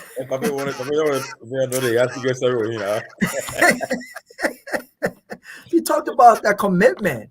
Of course, they're committed to what they're doing. You know why they're committed to what they're doing? Because they're in an environment that advance commitment. They're in the environment that they have no choice but to be committed. They are professionals. They'll pay for what they do. They're trained for what they do. But you know what amazed me about that statement? Is Joseph Boakai first time under the protection of Secret Service? This is not his first time under the protection of Secret Service. This is not his first UNGA appearance. He represented Ellen Johnson Sirleaf a year or so before their last administration. So what is the essence of this statement? He talked about the responsibility, people loving their country. Listen here, man. What is stopping you and Liberians from loving their country? What is stopping Liberians from loving their country the way the people here love their country? What is stopping you and those you have appointed or those the folks have elected to show a sense of commitment? What is stopping you from showing organization? What is stopping you from showing a sense of responsibility? What is the essence of this statement? The president just spent almost 2 weeks in America. You come to Liberia to tell us how you are amazed about the Secret Service commitment and their responsibility and how organized they were. How does that put food on the table of Liberians? Tomalin George, this is an insult to our intelligence. We don't care about the commitment of the Secret Service here. We don't. We don't care about how organized they were. We don't. What we care about is what have these trips to these countries in 9 months, what have they brought back to the development of Liberia? What have they brought back to the improvement of the people's life? Yesterday, I sat for 24 minutes watching how Ocean Drive was gutted by fires. That place is owned by a Liberian. It's in the middle of the street. I've been there. It's adjacent the infamous Invincible Park. You would not believe how long it took fire services to come over there. If it were not for the employees and the decency of people who actually went to that place to have fun, You could see people coming together, young Liberians who work in that place, putting their lives at risk. One of the kids even fell off from on top of the zinc, Tomalin. They had to bring him down to get rushed to the hospital. It took fire service over an hour to arrive after those guys are already done as much as they could to cut the fire off. What if I'm an investor and I'm looking at that? What encourages me to invest in our country? To watch your investment in a twinkle of an eye break down in your face when you could have had look. You know what? It wasn't even the Liberian fire truck that came. It was LPRC order that came. 45 minutes. When they got there, the damage have already been done. So we want the president to come back and say, look, this is what we are doing to invest in the fire service in our country. Because fire is going to happen. But when fire happens, what does the government have in place to mitigate these damages? What do they have in place? That's what I want to talk about. And there's something that really pissed me off. He talked about Liberians don't want to be beggars. People don't want to be beggars. Of course, no one wants to be a beggar. Of course, no one wants to be a beggar.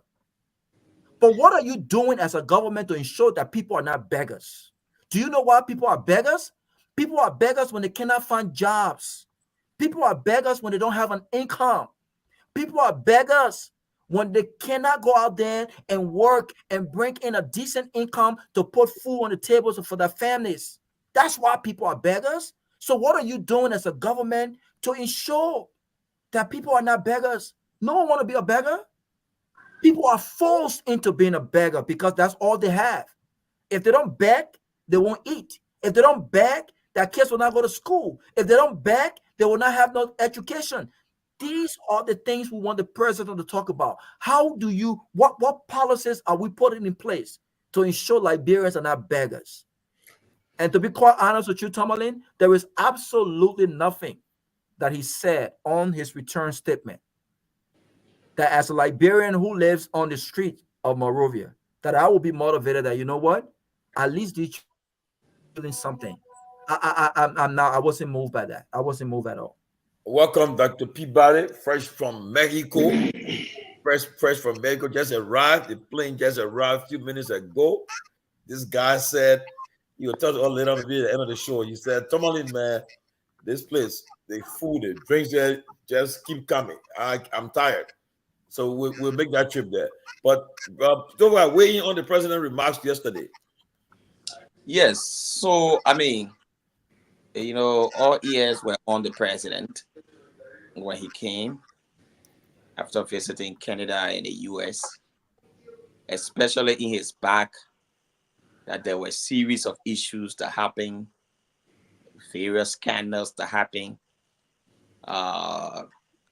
vis-a-vis, you know, former presidential candidate and an ally, I would say, to the president, Kehleboe Gongloe, had made some very stinking attacks on the government, violation of some key laws, the rule of law, you know, the issue of nepotism, tribalism, and a lot of verses that Kehleboe Gongloe also unearthed. People thought the president would be landing at RIA with some very serious decisions. Unfortunately, what we saw was another cherry picking of the matter, another sugarcoating of the issue, another Liberian leader who I think is unable to touch the untouchables. That's all we saw. For the president to have even gone for the intercessory service at his home, because he did not go to a church this time. He went to his home for an intercessory service. And what he said at that intercessory service. That program at the president house yesterday? Yeah. Yeah, it was. It was. They were not at a church. But by the way, went to the house that time, it wasn't like that. No, I executive mansion there. Not executive mansion, got a man house. Got a man house. Executive mansion, load that out. But the man, yeah, the man got an office. The man got an office 2 feet for a yard. And when you had the man a president about. So nice. I said, yeah. But I said it on the show the other day that is sort of transformation that have happened in our yard lately. You will be amazed. That entire yard is now fully fenced. But myself, I mean, come on now. The man are president, we expect. It might be. I don't say any problem with it. We only just saying so that tomorrow when other people do it, then it will not be an issue because it was an issue here before. The president is a property of the country. It was an issue. We are on obligation to make sure the president's house is upgraded. Everything is upgraded with the president. No, even the surroundings are all upgraded. Yes. Houses on the stretch out there, all upgraded. The foundation office upgraded. Where his son had the club has been upgraded. In fact, the fence had gone more than 10 feet high. No, man, don't need a ball club. I'm saying club to the Simba. You got it, except maybe people can recall in the vicinity that was said, let the closing argument team go there to go to. You will see the vicinity, everything over there changed lately. Everything changed over there lately. Yeah. All right.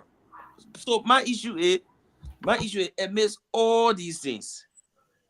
In fact, the statement the president made at the intercessory ceremony, when the president said, "Oh, you know," when the statement he made regarding he can use how you call it, wheelbarrow. He can use wheelbarrow to wheelbarrow. Right? Yeah. When he was talking about cut down on luxury, that was in direct response to Moda buying sisters in Alaska and all of that. He was saying, well, they should cut down on luxury. In fact, the government is now working on a new format to talk about how government entities will carry on their expenditure and all of that. Because technically, he doesn't want to act on Amir. That's why it looks like to me. That, you're not guarding. Any guy the bulletproof car for them too. You know what they just got to.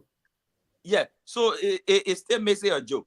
You just put in $1.1 million to buy brand new cars for the president, the vice president, all of people, but you say you can use wheelbarrow to wear. Who using wheelbarrow will start buying $1.1 million car for themselves? The country is so poor, and we even in the region, we are among some of the highest paid officials in the region. You get Chief Justice them making $20,000 a month, Speaker them making $20,000 to $21,000, Pro Tem them making that money too huge. In the region, the highest some people are paid at $3,000, $2,000 some more US dollars. When you do the conversion, we amongst the highest paid in the region, and we so poor. The seat in the president was saying in that speech, like, oh, as a country, the country got enormous resources. Yes, it's true. This country has enormous resources. The money the country got, the resources the country got can take care of all. The problem we have is that a lot of people benefit at our detriment, and they want us every morning to be to their houses to go beg them to survive. And if I see. Yeah, they put the government. I'm with you from that. Yeah, I'm with you. You see, the government not Togar. Oh, I keep wanting. I keep wanting here. He won't list it. Come on back. I mean, finish. Well, you can weigh in, but also too. I hope we can talk. Yeah, weigh in. Then we'll get to the next. But Togar, It did not come back. my money not finished. What sort of country? 80% of the people you call millionaire in the country, all of them were in government. Mm-hmm. The America that all of you, bulk of the people that get money in the country in the private sector. And the worst that is happening to the country now is that all the same people who work in government are now seizing every sector of the country. The same man who are senator or representative, that the man they have for BYC or Mete Barrow, or the same man running all a gas company. They see man. They see guys control the entire sector. You go to media, they control it. You go to health, they control it. You go to agriculture. So the other day I asked, for example, on my Facebook page, are we really that brain drain? I see Mete Barrow program the other day, Mete Barrow, OT. Then they say the new hair of Mete Barrow that Mo Ali, for example. Are you kidding me? That man, I'm Barrow. You know what hair for Barrow? I beg you. Oh, I'm telling you, see what thing? Why is it that way? Why we don't spread out the resources? Why is only the people that in government get all of the money? Why are we paying people $20,000 to $22,000 a month in a poor country like us? And then they see people now come to say their country got plenty of money. We just need to manage it. How do we manage it? You get SETI, an Indian company is the one saying And you know, today I had a class with some guys from Seti. They say they're giving rest, cup of rest to people, and I had it helping the economy. So I said that cup of rest you're giving to people. Why don't you just employ these people? All these people that are serious working class people, and they come to your gate in the morning and you say you're sharing 5 cup of rest or 10 cup of rest with them. And Indian man, right in the country. You say you're sharing 5 cup of rest with the people. And the people standing there to receive 5 cup of rest. But that man, you can see. So I asked him, where you get your vacancy? You know, my man Ellis Jones can always ask the question, where your website? So I was asking the same question. Where is your website for us to see that there are some vacancies there so we can be able to apply for job? Because many people just need $200 job. They just need $300 job. You get serious, able-bodied people, and every weekend you say you're giving them 2-3 cup of rest. How the economy will grow? When we're not creating jobs, we make everybody to be beggar in the country. They got to send to people get to be begging. Then those people celebrating and putting those people on cameras and making it appear like we helping the economy. We giving people. So I said when the ref finish, what happiness? When the ref, you just get a member. Next week when it gets over, create jobs.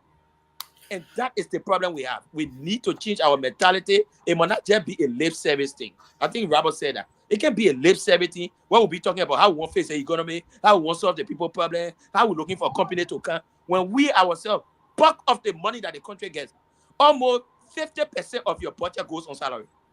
No country going to develop that where 50% of the money you make for a whole country that you take from the poor people, it go all into your pockets. We're not serious. By the way, we're talking about Roland Giddis and Prince Tamba. God, it's good to be back. And let me thank all you guys for your birthdays. The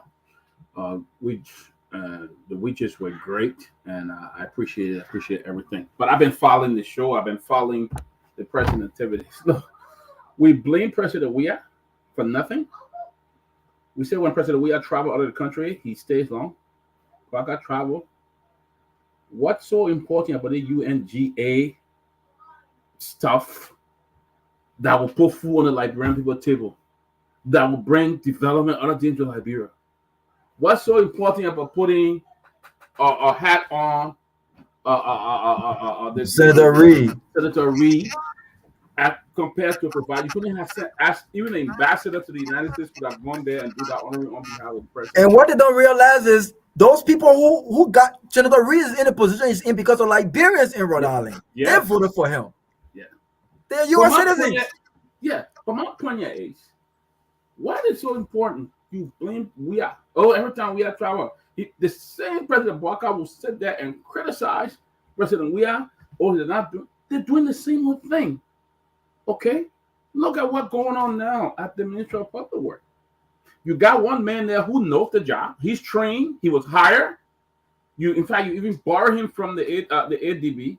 You got another man there who go and talk all day about corridors. They're addressing the other corridors, and they misuse the money, giving contracts to all his friends. Look, there are a lot of things I'm hearing about this public work here for the minister. I mean, they have screwed up. You're talking about former panelists. Don't talk about panelists. No. Okay. You give a grown man job to an old man. Yeah. You see, President then talk to a former panelist like that. So let me say this. Let me say this, guy. I think that would be honest with you. I think the president made his heart is good for Liberia, but he ain't got the energy to do the work. He's absent from everything that's taking place. The president might be traveling again in a couple of weeks. I think 1 or 2 more weeks he'll be traveling to Europe. I heard. Okay. Every 2 or 3 months he travels. We said the same thing to President Weah do. We criticize President Weah. The people every 2 or 3 weeks. Every 2 or 3 weeks, the traveling. But then, what happened to the tangibles for the Liberian people? Okay. How many times we saw the fire burn the Speaker House the other time? We saw other places got burned in Monrovia. And even 4 or 5 months after, nothing had been put in place to resolve the situation with fire in Liberia. Nothing had been put in place. It would just be another burning somewhere, and then they said they'll do this, they will do that. My point here is, I think the president has the heart to do it, but I don't think he can do it. The energy is just low. He can't keep up with it. He's not able to address a lot of the things because now, how do you blame CDC when you got rampant corruption? Look at the public work ministry. That's the one that really surprised me because some of the things I've heard about they were fussing because I heard the deputy minister is saying he's not signing some of those vouchers. He refused because they had awarded some of those. He had given people contracts. Some of those are they got companies that even the public work minister has share in, and he awarded contract to some of them. Some of the contract he awarded, he got share in some of those companies, and he awarded contract to those places. And you sitting here, you talking about all the things we stupid here. The more they talk, and I think the president have a good heart for the country, but he's unable to actually be on top of things. I mean, the older we get less energy to do certain things. We can't keep up with certain things, and that's exactly what happened. But the president came to the U.S. General Assembly. He brought over 50 people. They sat there. They said they were waiting to get UNGA for Liberia. All the things that name Liberia live on. That name Liberia just like big for nothing news. Well, we had in the UN General Assembly now. So how does that create jobs? How does that put food in Liberian table? How does that help with the water situation in Liberia? The other day they said a pipe were off. In fact, I heard the managing director is giving 1 month free bill. Nobody's going to pay bill. He got a stimulus. How does that provide water? How does that provide stable electricity to the country? How does that stop the rampant corruption that's taking place right now? He's unable to deal with that. He's unable. I'll stop right there. The airport, that the Peabody, you can add this to the dossier of information. The airport now has free water to Mo Ali. The entire roof is leaking, and the place is flooded. And then guys, I would defend Mo Ali. Mo Ali, I'm not big of a fan of Mo Ali, but Mo Ali is doing a good job. Okay. Let's quantify. But you gotta move on. No. The people. Tomalin, I beg you, please. Let's quantify. Like when you say good job, let's quantify that assertion. Let's see how the pipes are not being open. What I'm running to the pipes. That would be a different topic. It had to quantify. See, okay, now because it's because those waters are not even safe to drink. Yeah, but they put the other things up. They put the stuff in it, man. They go try it. Well, you go like, bro, why you don't drink it, Timothy? Huh? Why you? I hope you're not drinking no pipe water. Come on. But guys, look, quickly. You don't talk about it. You want to go Ministry of Public Works. Oh my God. Yeah, public work. It's a serious problem, though. I reached out to the Minister of Public Works. He said he was in Lofa. He said he was in the Lofa corridor, and he'll be coming back. And I think Peabody reached out to the other deputy. So we're trying to get them to see what happens. But you guys have been hearing the news. Do you think what's happening at Public Works? Who you think is in the right and who is in the wrong? Because I would say that the Minister of Public Works is saying that he runs the ministry. He's the man in charge. He should be calling the shots. And even when the president was going to China, he should have been the one that the president wanted to take. But then they said that the minister was asked to go, and the minister said no, he would go, and everything. And then even according to what I learned further, according before the deputy got his job, he was told that he will appoint the assistant ministers. And then, but the issue of all the contracts then come about now. They want him to give a test his signature because he's the deputy for technical affairs. So now he's refusing, and it's a problem. Because just like to say, I make commitment. I said, okay, don't worry. TCA will do this. I'm committed. I'm the head. But then I can find out now. Lofa then saying, he said, Lofa, you should sign the thing for put a proof thing. Lofa said, no. You honor money me, all right? How do you call it? Yeah. But that's not happening in Public Works. So you're waiting. Pewee, that's look, let me catch you, Pewee. I don't think, Tony, if you and I are the boss, are you the boss, and I'm responsible to do certain things, and I'm refusing to do it, and I say, look, this is not correct. Something is not right here. It's not in place. Let me tell you the rumors that I heard. The rumors. I tried to reach even the deputy minister, but I didn't get him. But let me tell you what I heard. Okay, that he's refusing to sign because some of the contract that awarded was done abruptly, was illegal, and he did not want to attach his name to that. I heard that the deputy minister of technical services was the role engineer with African Development Bank. So when it comes to the roles in different areas, he's expert on that. It doesn't mean that Gideon cannot manage him. It doesn't mean that Gideon cannot lead him, you know. But what I heard, there were some contracts that were awarded that even the minister, this is alleged, that the minister has shared in some of those businesses that he awarded those contracts to. Okay. I heard there was a misappropriation of that $22 million. And the deputy minister was not happy about it. So he did not want to get his signature on some contracts, certain things, so he refused to sign those vouchers. And that's where the problem have been. That's why they've been having all that problem. You remember when we came out earlier, we talked about that $22 million, and they said it was soul sourcing. They used the big word, say soul sourcing, they need some project done immediately and all of that. That immediate soul sourcing thing has a lot of corruption in it. And that's what that's the problem that is going on right now. It's not, I don't believe it's undermining. What I believe is just putting the right thing in place. And that's what has been happening. And that's why the deputy minister does not even want to attach his signature to that, because this guy was technically loaned to Liberia government from by the ADB. Even though he's a Liberian, he was technically loaned to the Liberian government from the African Development Bank for about 2 or 3 years. And with that going on, that's the problem. We talk about it when the $22 million got missing. The very first time when they went to the Senate and Dylan then were talking, we beg for him. That's when it started, and that when the whole saga started. I've been trying to reach the deputy minister. I've not gotten him, but from the rumors I heard, that's how the whole thing. So Doc Peabody, let me ask for clarity here. You begged for him based on what? Why were you guys begging for him? You remember when Gideon went to the Senate and Dylan begged to the Senate because he did not go through the PPCC and all of that? Okay. Okay. I told you said we begged for him because I'm about to say I didn't beg for him. Okay.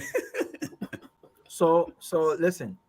Here is my thing, Doc. I'm still trying to collect the details on what's going on.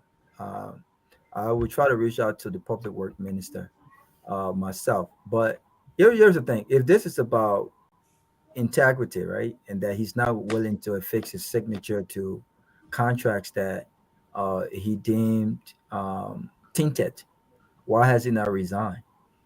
I will resign. I mean, it's not that difficult, right? I will resign. I think the president asking to steal. I think no. Well, here's the thing. I know for a fact that from day one there were other people within the Unity Party who suggested that Giddens should not have been appointed as public work minister because they felt like this guy had more technical experience in that area than Giddens. You remember when Giddens came on the show and people questioned his qualification? You heard his response, right? That he has worked in the ministry, okay, and he's been there. He understands the technical know-how of that ministry that qualifies him to be public work minister. There have been some infights going on. Way before the Senate even approved of Giddens, right? I personally think that Giddens is a good guy, right? I don't agree with a lot of stuff that he has done. I think he's a good guy, and he doesn't seem to be a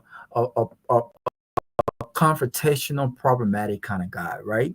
But I think that, again, there's some undermining going on here, Doc, right? I think there's some undermining going on here. Now, if I was a deputy minister and the issue was squarely on integrity, based on the basis of integrity, I'm not going to just sit there and say, look, I'm not going to fix my signature to these deals, right? I'm going to leave.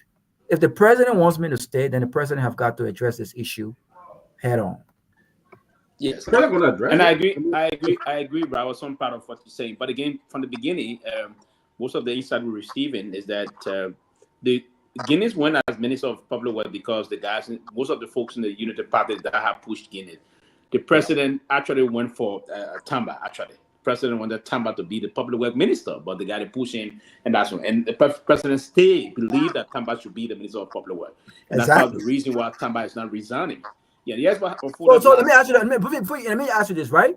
The president believed that. Man, the president, I know for a fact, the president choice was Tamba.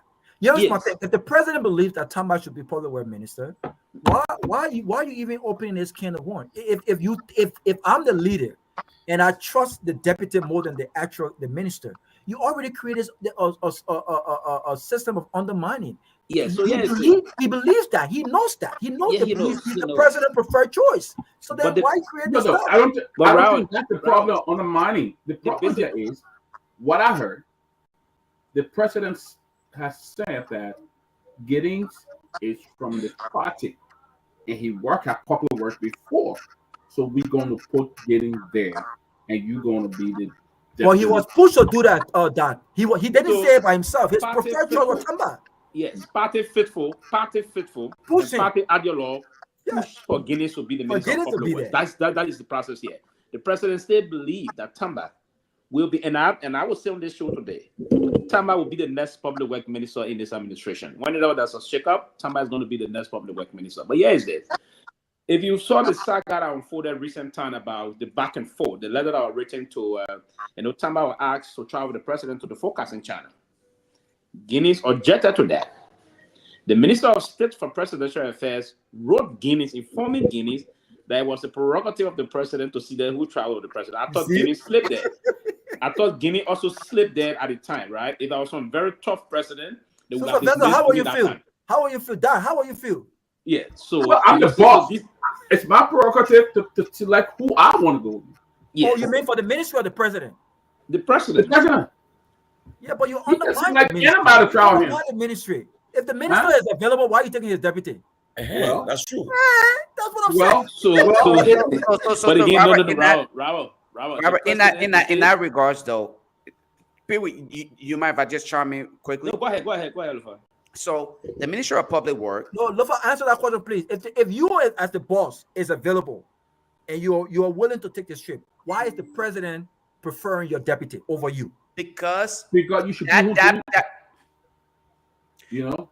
because that institution, it requires technical understanding in order to be successful at what you want. In order for you to successfully deliberate on the issue, you must have that technical know-how, not just the managerial or political aspect of it.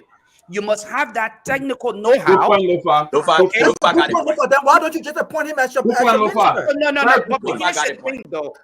Why don't you just appoint him as your minister then, exactly because from a technical aspect of it, yeah. The reason why Very the good point, president would not outright appoint him as a minister is because, again, it comes to play with the political and the managerial aspect of things, right? You must be a part of the agency or the institution to understand the in-house politics.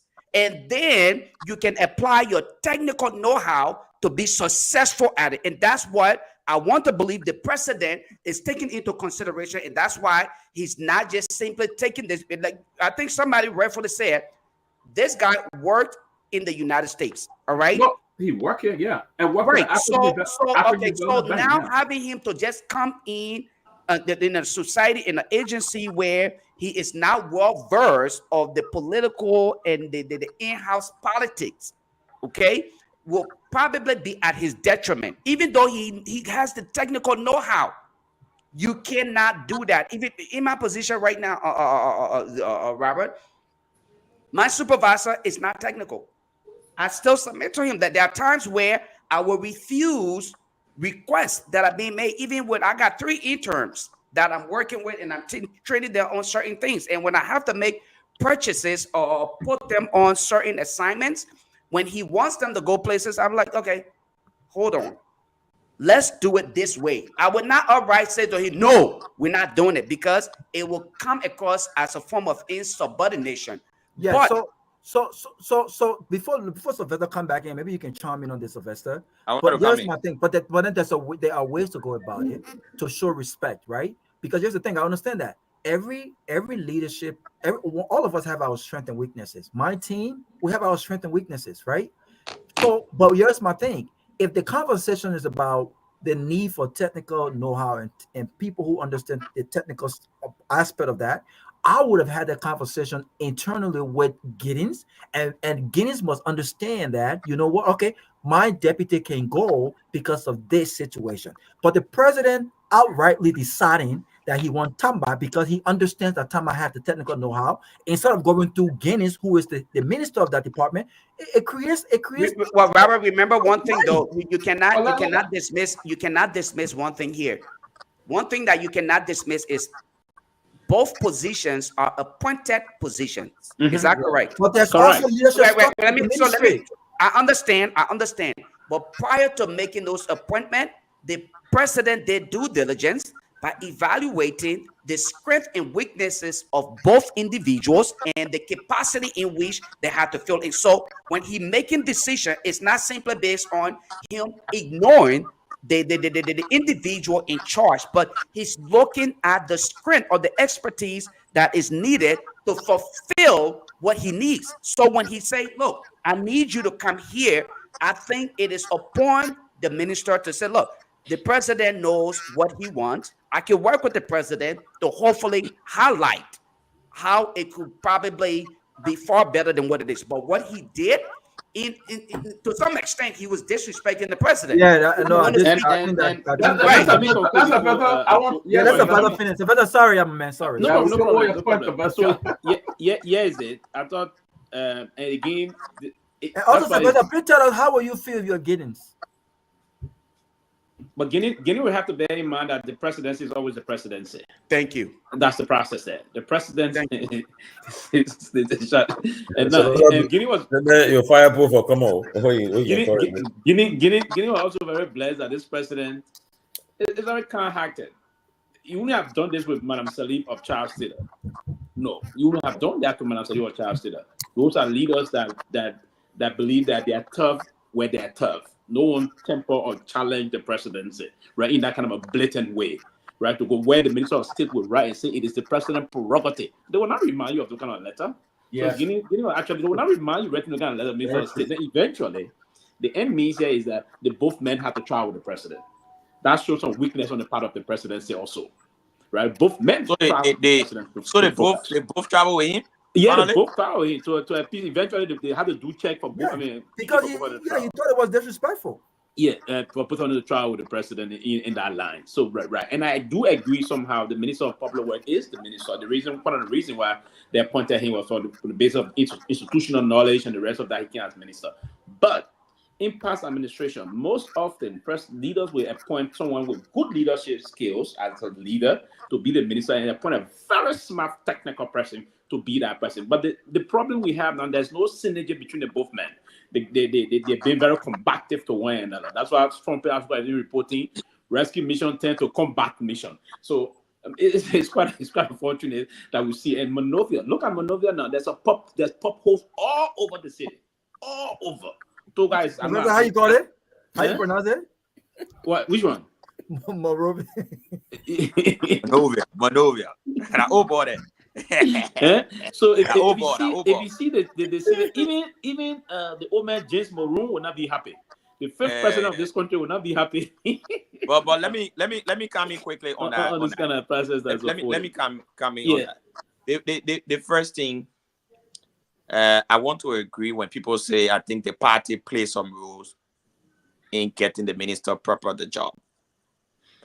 Actually, the Engineering Society of Liberia and other technical institutions weren't happy that somebody with no actual technical know-how had to head a technical ministry. It has happened consistently. It happened from what's the guy name who is Madame Sali Kofi Woos. It happened with Kofi Woos. You know, it happened with the former senator from Sino, the late. But he's an engineer. No, Maputo was engineer, right? Yeah, he's an engineer. Maputo was engineer. He's an engineer. Okay, So he's an engineer. Engineer. Now, but in fact, the lady who took over after him, you know, Ruth Coker Collins, was another CC engineer. I think she headed the Engineering Society of Liberia and all before they brought her. Now, when he came on the closing argument the other time, we tried to quiz him on the same issue. The only reliance is that he had worked in the ministry before, I think, a deputy for administration. That's not enough. But I've even headed that technical ministry. Well, let me ask you a question. Let me interrupt you, right? Institutional knowledge. Yeah, but it doesn't matter. I don't think that. I come in about Togar. I don't think I'll be an engineer to head the Minister of Public Works. No, you don't have to be. Yeah, so you don't. but there are some things that are technically implied. No, man. There will be people who will tell you. There will be people who will tell you. But no, there's a new law now. Kofi will tell people who will tell you that Kofi will have serious difficulty running the Ministry of Public Works. Every time the people came and sat with him, contractors came and sat with him, he was completely lost. He did not know where to start from. And it's very serious. I understand also that Tama got some maybe family ties with the president or whatever. No, they don't. They don't have any. I don't know. They are all Kisi. They are all Kisi, but he doesn't have any family ties. So, no family ties. I think Giddings too. They got tribal relations. Giddings has to play a cast too very well. If the tribal casts are playing, if the president seems to be leaning towards the guy even more, then Giddings has to be very careful. I think Giddings has to find a way to work with this guy. Yes, I've been around some senior managerial roles and I have seen how these things play out. You will be swept. Look, you can't be in the boxing ring with a guy that is favored by the president. And the guy is competent also. Operating alone. The guy is also competent. Not only favor. This guy, I don't think this guy is operating. Yeah. He's not operating in isolation. Yeah. Togar, are the aspect of favor and competence. He's very competent. I don't think he's on the loan. Yeah. He's on the loan for African Development Bank. For the president, president to have rating that he wants to travel with the man, and even the minister goes to raise issue with the president for wanting to travel. The president is who he wants to travel with. There were a lot of people who were not happy when Ellen Johnson Sirleaf traveled with Dara Ceylon. He was a fierce critic of Ellen when he traveled. Nobody questioned that. That's the prerogative of the president. The woman is savage. Woman will bring all enemies close to the hall, and then she traveled with DeLong. Yeah. So why should you say no? I'm the minister for the prayer. May the president don't travel with me. No, it's not part of your responsibility. Togar, can I ask you this question? Here's my thing, right? We all live in a professional world. You just said something about when people came to meet with the minister, he was completely lost. Listen, if I'm the minister and I don't have the kind of technical skills or experience as the deputy, and we have a meeting coming and we know what the meeting is about, I think in the interest of the ministry and in the interest of professionalism, this is why you meet as a team to discuss these things, so that the deputy minister understands what role he or she plays during that meeting without undermining the minister proper. But again, but no, the minister, but listen, if the minister had questioned where clarity needed to be made on certain topics, yes, and I have the technical answer to that, it is my prerogative now to give him some insight on how to respond or engage in these discussions, right? But here's the thing: we don't work as let me tell you something. When I was the manager for rooms operations at one of our property, we hired this young kid from university only because he understood PMS. PMS was a system where we needed to check and guess and all of the different things. A lot of the managers did not understand PMS. We got this guy. He didn't have the leadership skills. He didn't have. He wasn't a guy who could lead or shift all by himself, Sylvester.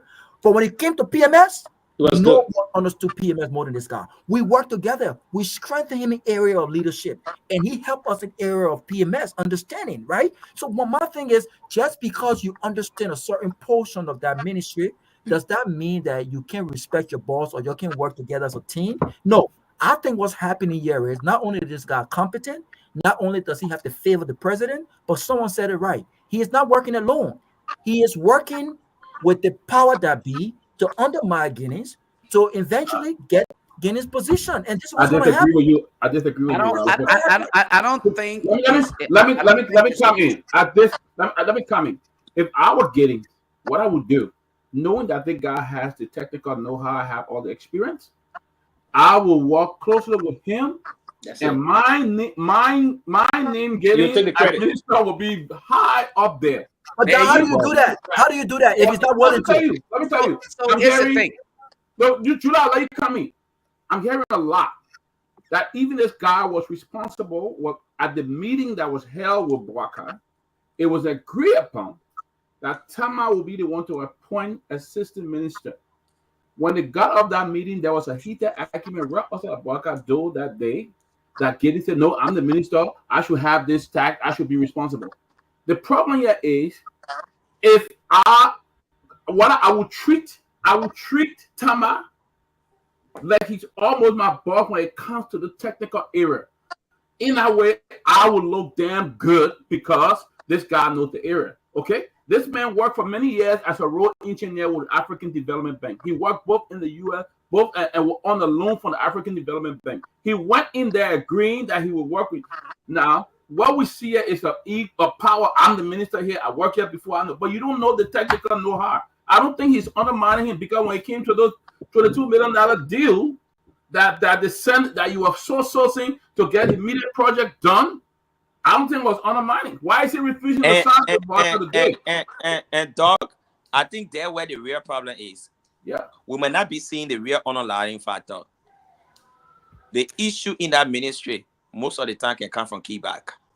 Yeah, most of the differences in our ministry, the two parties will never come to tell you what the real is has to be. But you know, that just talk about the 22 million thing and how it went ahead. And thank God the president, it was part of the president's 100 days deliverable. So it was easy to have it implemented only by one man. Yeah. You did not need too many people involved. Yes. When you struck a deal and you gave contract to, I think, between 6 to 8 companies, you did not need your deputy to get involved. You did not need due diligence or anything. The president wanted some implementation within 100 days. You swept it off and you awarded 22 million to around 6 to 8 companies. Technically, I can say unilaterally. Let me get in here. There are credit report that some of those contracts that are awarded to those people, some are awarded to companies that getting high share in. So you see, Doc, I think this is where your deputy now coming in. The whole thing was a disaster. Let's be frank about it. You go across the country, the whole awarding the 22 million thing. The president can wake up tomorrow morning and even fire the public works minister and the library will even clap for him because it's a disaster. You can see it clearly. The people that were awarded, they're not on the roads anymore. The roads are terribly and it's very deplorable, impossible, and all of that. So anybody can sit down and say, but they got feel And the fact that maybe the deputies were not fully involved in the decision making, every rational person is sitting down and say something must have changed hands here. There was some kickback, they got some millions and stuff like that. And this is where we are. So now all your guys are now pulling all their boots and say, my man, we did not benefit the last time on the 22 thing. We must benefit now. I want to speak to something really quick. Togar alluded to that shortly, but let me say this. I think the problem at the public work ministry is the matter of ego. I think ego is taking over the entire ministry, and people are not seeing reason to utilize people based on the skill set. Okay. Based on my background, we have what we reference as SME, subject matter experts. Okay. Robert spoke about that they brought in a young man who had to deal with the PMS system. In this case, this individual is the SME, the subject matter expert. When you need assistance with that particular application, who do you go to first? You address your SME, the subject matter expert. What becomes of it when everyone is upright and performing adequately? They're not going to say, oh, that guy. First of all, they look at the manager, the supervisor, and say, wow, you guys are doing good. We just implemented the PMS system, and all of you guys are up to date with the application. You're doing a great job. There's limited mistakes in how you input information. Good. You know who looks good? It is the manager. Yeah, but Lofa, that'll cut you up. I tell you this. He did not go to operation meeting. If I didn't send him to operation meeting, the director of operation would not come to my office and tell me, well, I want this guy because he's more technically, he has a technical know-how. That's what I'm saying. Robert, the reason why the director of operation would not require his presence in meetings is because if it is not heavily geared around that particular subject matter. If and only if that had to do with PMS and the director of operation knew that while it is true that you may have been his manager or supervisor, they needed his expert knowledge and input to address certain concerns, you will be asked to come along with him. He will be given invitation so that you both can come in so that these things can be addressed so that you don't feel left out. It will happen. But let me interject, right? These ministers, they are all collaborative form arrangement they have there because they all are appointed by the president and they serve at his will and pleasure. Right. So I guess it's a little different. Different. But Tomalin, right. And, yes.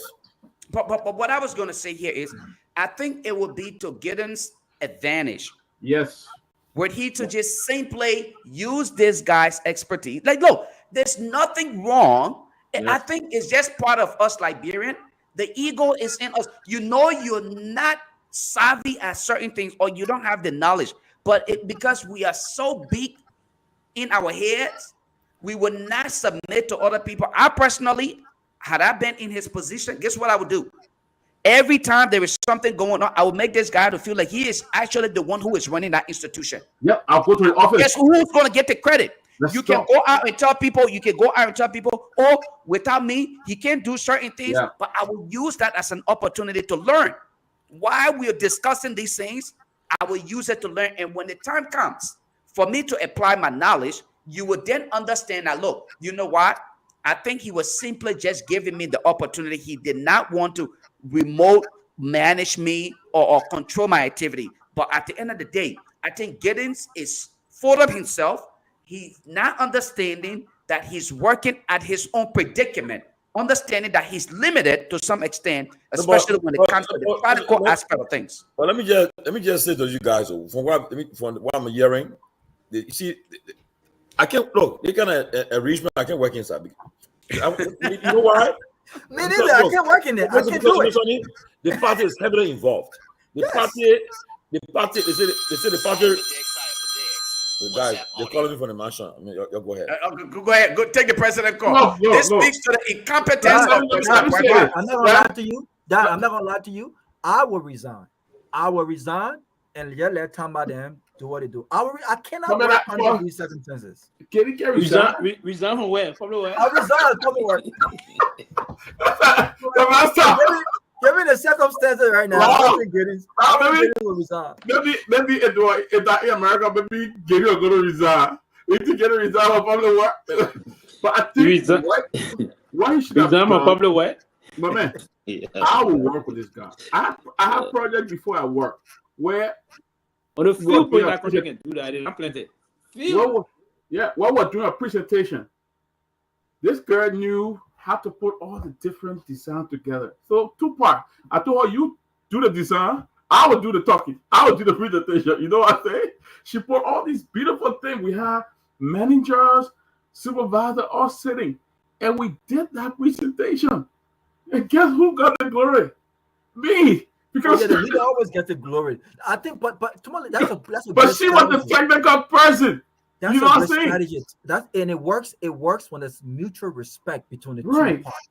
But what I'm saying, I don't think that mutual respect exists. I think it was there. But it's not a warning contract. Tama comes off as if I'm the most educated, I'm the most technical and I have to back up the president. What can you tell me? I met Tama once. I cannot work under this. I met Tama one time. He's one of the most humble young men I ever met in my life. He's very quiet, very easygoing guy. Yeah, that's young.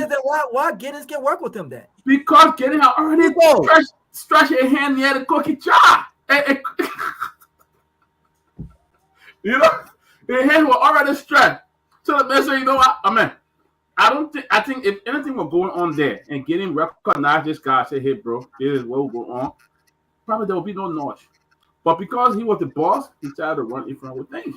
Now I hearing that most of those contracts awarded to those people, they have eaten some of them ate money and will never do that. They'll never do the work.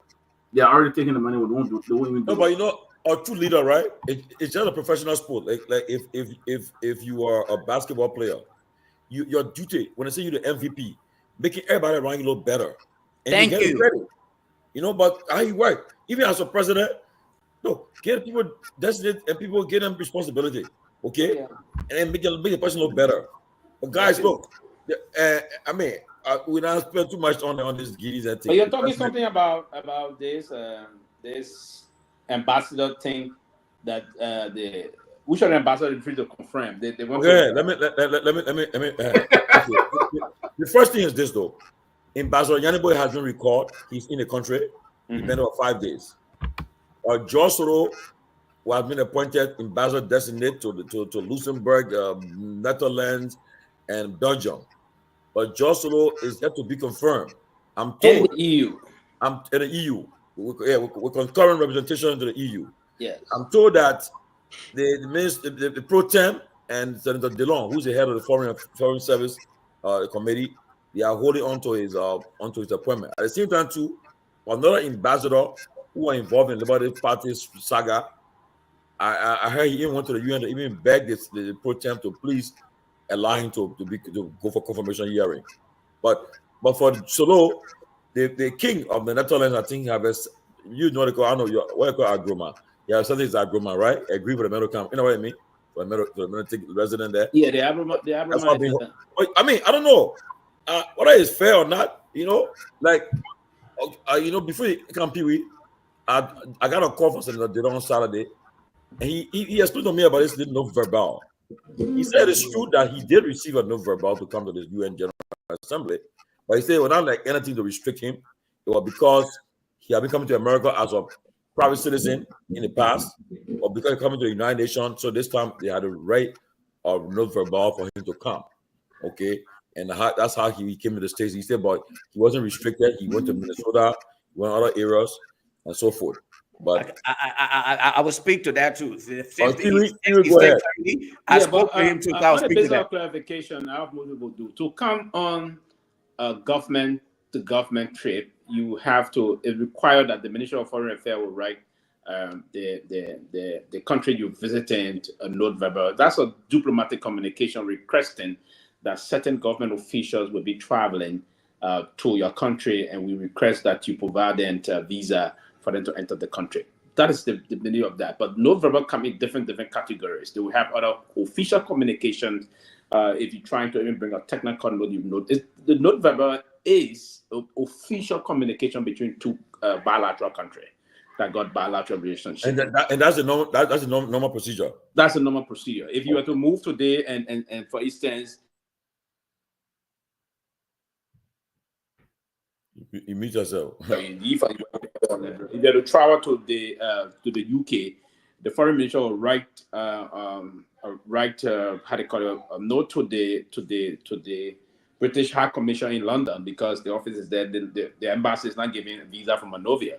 They'll write the British High Commission in London, and then they'll request that they provide you a visa. That's the normal process. So now, the time they don't came here before, when he first came to Australia University, and when he visited all the time, they don't came on a personal. The first time when they don't come in that time to school, he came on an F1 visa, right? An F1 visa. So that my first time also coming here to school, I came on an F1 visa. I had a civic registration number.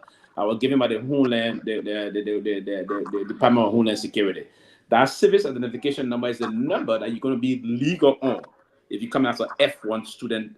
Because we're not sure you, so we'll keep a radar on you. Go ahead. Yeah, so that is what they will track you on. If you want to do some transaction, if you don't have other thing, the social security number, other line, you use your civic identification number to do other business transaction. Basically, that's the process. If you come in as an official of government, we have three categories of it. We got the A2 visa, A1 visa, and all those things. These are all different. They got one for the diplomatic operations and the rest of that. So that's how they wrote it. They never limited him in terms of the 25 miles radar point around the UN and its vicinity and the rest of that. That was a blatant misinformation, basically. He did nothing wrong. He had never been on an investigation. He's not a risk element. He's not a politically something thing or what have you. So there will be no need that will happen. Now, on the level of the ambassadorial role and the agroma. The agroma basically is an exchange between two bilateral countries also. Now, they do have the period. In diplomacy, if the Abrama is sent and then there's no response in that 1, 2 to 3 months, maybe they can never say, we'll not accept your Abrama, right? If they don't want you, they will not officially say they don't want you, they will delay to a certain time, you know that they don't want the person. Oh, really? Yes, they will not tell you no. It's diplomacy. It's a very unique culture. It's a unique culture. But if they accept you in no time, as soon as they send too many name, they will respond, okay with too many. You accept. But if they're not accepting you, then it will drag on. So you have to read diplomacy. If they drag on for this time, meaning that they don't want you. They're not going to tell you we don't want the person, or we don't. Under some circumstances, if the person is declared PMG, persona non grata, then it will tell you why they declare the person persona non grata in those kind of conditions. So with the Abrama being accepted, and the only reason why the confirmation cannot go on is that when the Abrama is not accepted, you cannot go for confirmation. The president will not send the NISA to the Senate. But if it is accepted, they will send the need, meaning you can now go for confirmation. In some cases, the executive mansion will not announce the appointment until the Abrama is accepted. So yes, I was doing diplomacy. You take the name, you send the name to the U.S. government. For instance, I'm appointing Chimani George as our ambassador in Washington, D.C. If the Abrama is accepted, then the executive mansion made an announcement. Chimani George has been appointed as ambassador to the United States of America. And then in that line, they send the name for confirmation, the rest of that. Now, probably people playing games and people believe that George Soros role he played before because he made out a toxic statement before. He's very erratic also. Can that person be a very good choice to be ambassador to the European leave? Belgium. Belgium is the kingdom of Belgium. And most of the other countries. But the most important thing, you are the ambassador to the European Union. And that's one of the reasons why this guy didn't want to leave the place. He been here since 2016 as our ambassador when Eddie appointed him. Nyenwolo. He loved this job. The 4-pointer. Yeah, this job, to money, is a very powerful job. You interact in the EU Zoom. So that's one of the reasons. And I want to believe that folks in the government believe somehow that this guy is too political. He too toxic a little bit. There may be some problem. In diplomacy, you need someone that is linear, that will strike the balance, that will understand the diplomatic language, that will not be that if making those kind of incendiary comments, that will be savvy, you know. So basically, that's one of the reasons why those things are happening. But again, let it get a job to Solo, man. Solo got my endorsement on this. No. I'm speaking here as a pundit, right? A diplomatic pundit. Solo watching you. Analyzing. So you happy. Analyzing what I'm saying. I think Solo. I'm not against getting the job. Yeah, but I'm saying things from a reason why it's not. And I'm not going to point at him anyway. So why it is true that one can say I'm one of those who often frown, and anyone on here can admit, they will tell you that I'm one of those who's often on Delon's case. Okay, yes, Delon and I had a conversation. Yeah, right. Delon and I had a conversation. You're right, Tomalin. I had a conversation. We had a lengthy conversation. When was that? Saturday morning. But at the end of the day, though, let's look at the decision that is being made and the character that is being discussed here. Right? George Soros. How this individual have character. An ambassador represents all of us.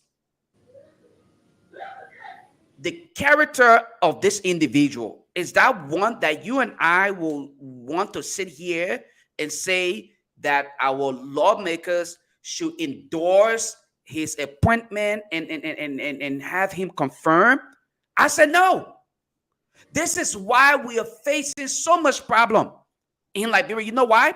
Because we don't focus on the job, the importance of the job. You know what we dwell on?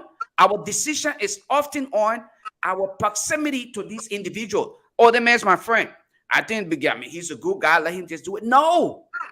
In this case, any other person, I would have been on Delon or Youngbley case to say what they are doing.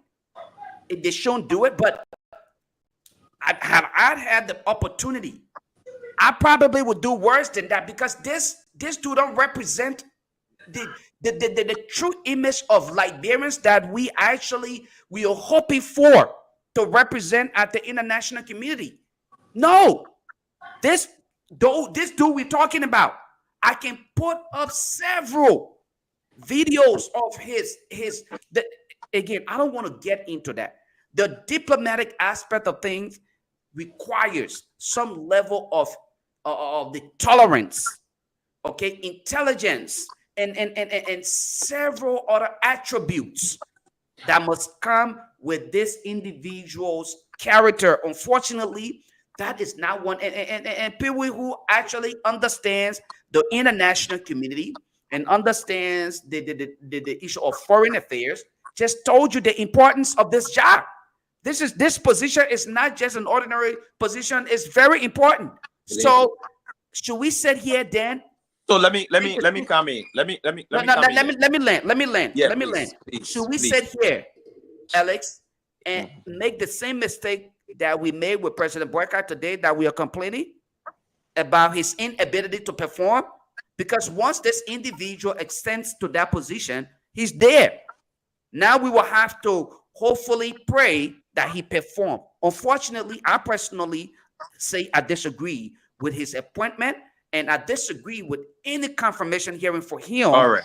To extend to that position, and that's my point. Let me come in there. First of all, we have to understand, Lofa, nobody is an angel in this country. No, but not everybody is as rude as Solo. Hold on, brother. Hold on, please. Relax. Okay. Nobody, none of us,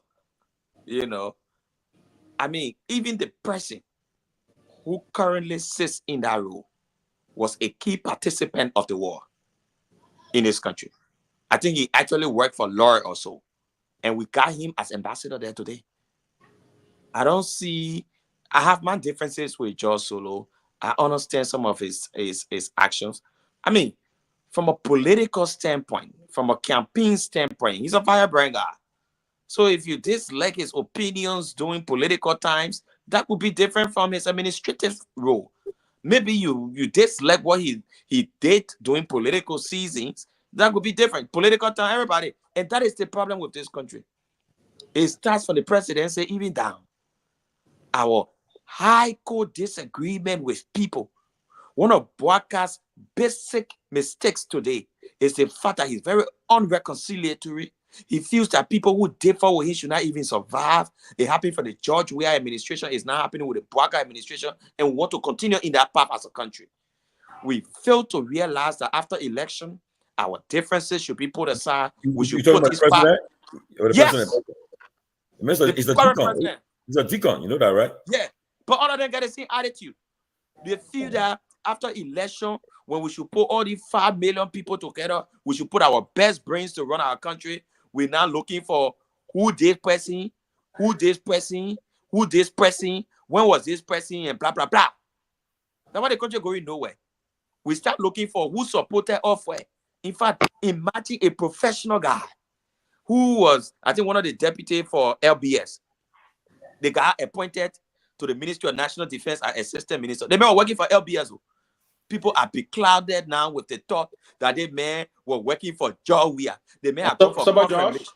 Yes, they may have gone for confirmation whatsoever. They can't get him any job because why? He worked on a George Weah administration. We got to stop this.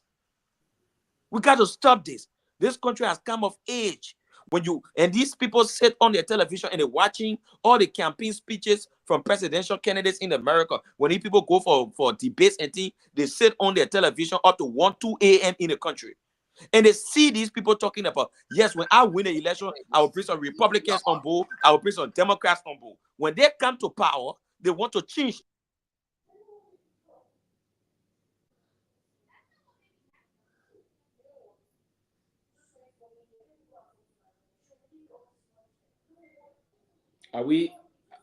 Did we lose signal from the entire show, or I'm here, bro. Okay. Yeah.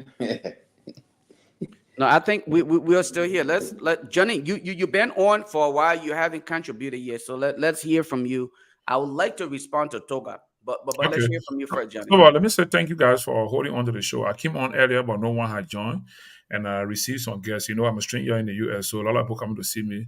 Some of my old high school guys from 20, 30 years back.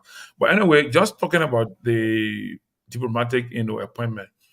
My view on this matter is that every government, you draw up your team based on your condition. I don't know whether this platform has gotten the profile of this newly nominated or appointed person to the position.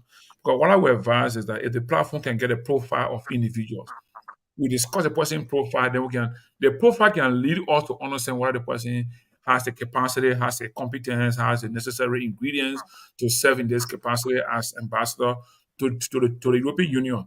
But my advice would be is this. Liberia is a difficult country right now. We came from so many difficult conditions. So I expected that President Boakai, in his effort to rebrand Liberia and make Liberia move faster, to look for the best individuals who will help him to sell Liberia out there in the more positive and progressive way. You understand? So EU is a very, very strong international development partner to Liberia. So who do you send out there that will attract the European people to Liberia in the sense of investment, in the sense of giving you development support?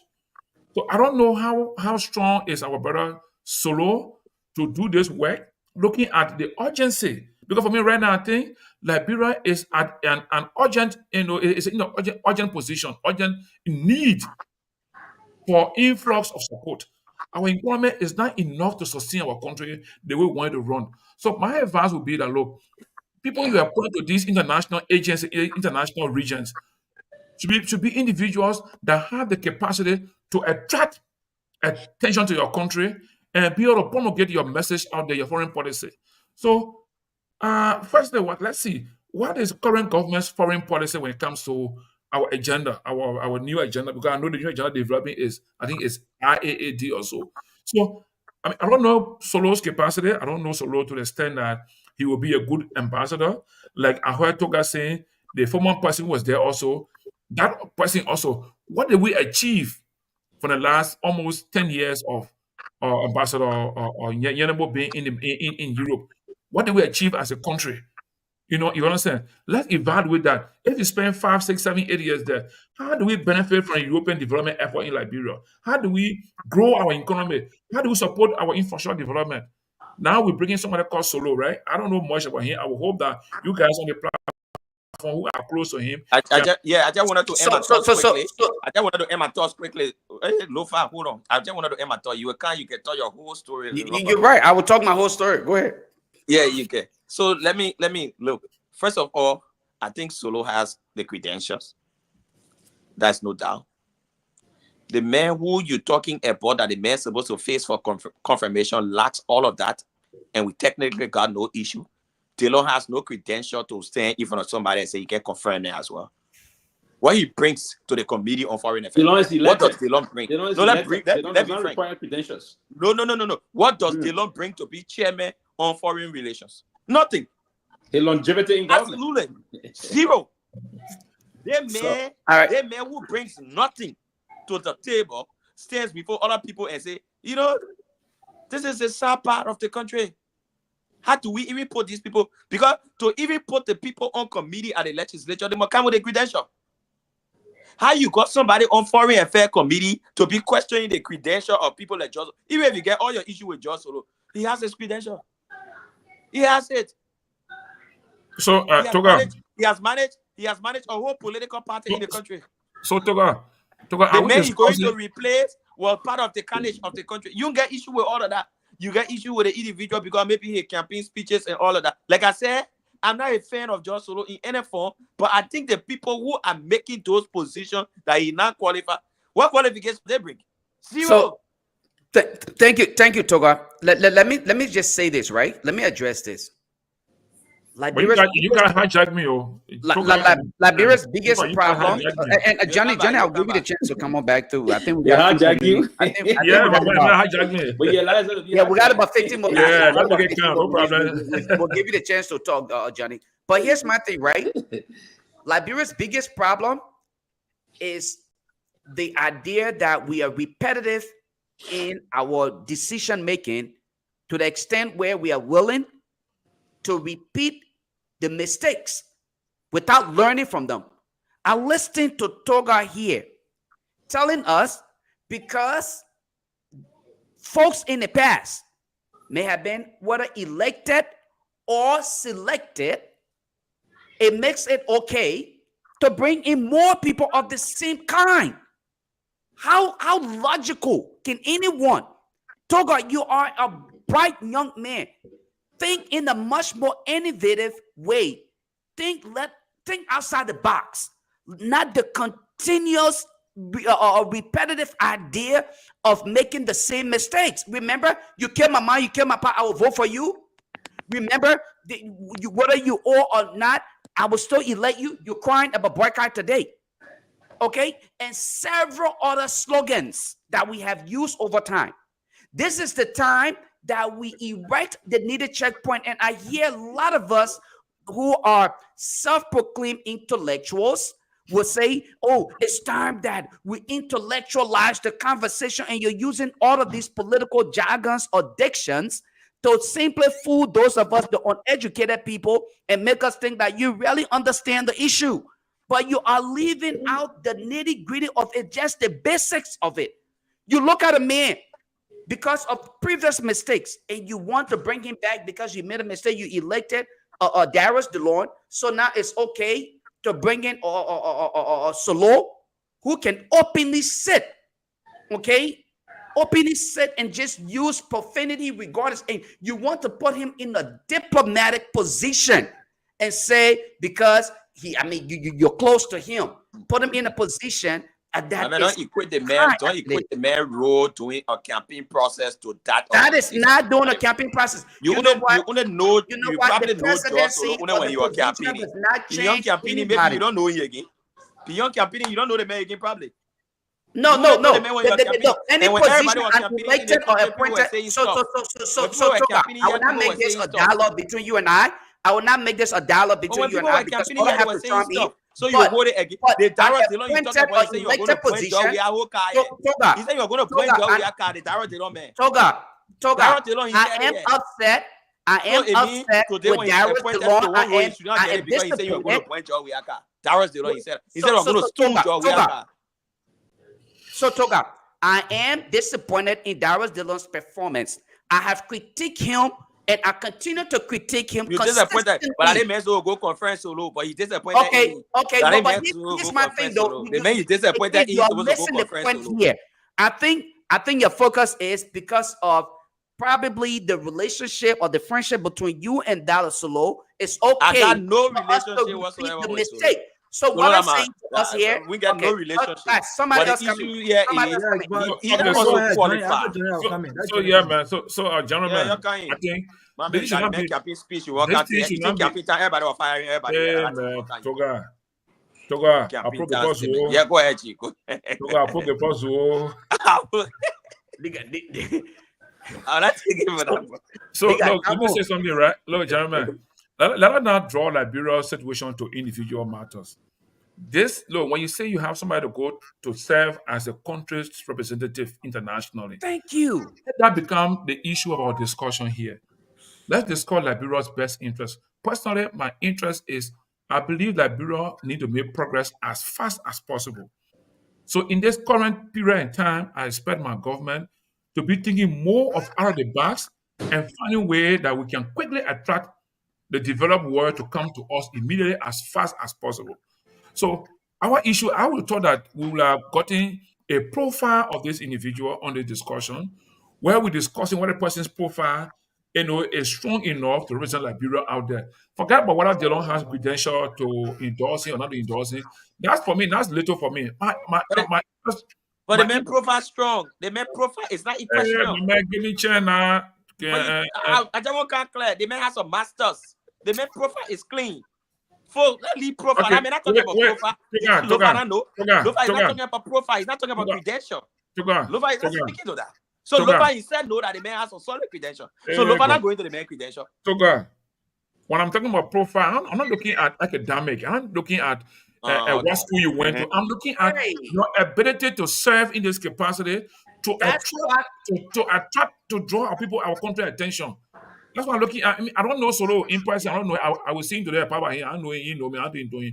I'm discussing Liberia at a crucial point. What are we doing to elevate our conditions out there? How? I mean, is he prepared to carry a message out there, international message to the community to come to our aid as early as possible or as quick as possible? That's my concern. I don't care whether he got PhD or no PhD. My issue is, I mean, Liberia need people now to go out there to do our work. I mean, Pewee is an expert on the show when it comes to foreign policy because he has experience working with the Ministry of Foreign Affairs and he has experience being around, Liberian body politics for a period of 10 or more years, right? But who are we right now? Where are we now as Liberia? Where do we want to go in the next 5 years? What is our strategic foreign policy when it comes to Europe? Is this man ready to do of our policy when it comes to Europe to draw European attention to Liberia? That's my concern. If you think he has all those qualities, then good. They started to confirm me and let him do the work for Liberia. all right. Yeah, I mean, Johnny, because we want to be out of here by at least. Let me come in, please. I beg yeah, you, quickly, please. Ralph, before you come in, quickly. Let's use this to kind of include our closing and let me get say out of this. here. Let me say this. The guys back home are curious to go. Okay, go ahead, Robert. Let me say this. I know Togar said something about that the main campaign thing you want to use to judge it. Thank you. But Sorry, campaign. bro, causing on the campaign, so it We're make it not, be a but yeah, but we're not. But I can't come, my man. but No, man, are campaign. you sorting? We're not. Oh, Campaign. you see what I'm talking? So that you, that But Togar, you not let Robert talk. We're so it mean you agree that campaign thing you want you agree. Yes, Nobody's Everybody saying no agree campaign thing. so Robert said, campaigns. let Robert campaign- lead, and then we'll be able to get the idea he's Togar, trying. Go ahead, Robert. Liberian people elect their leaders based on what? Campaigns. Right. Leaders are elected based on campaigns.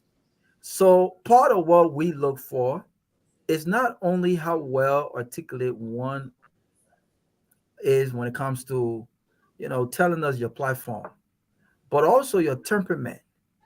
I know in Liberia is different. Your temperament, right? How you conduct yourself, how you respond when you're under pressure, right?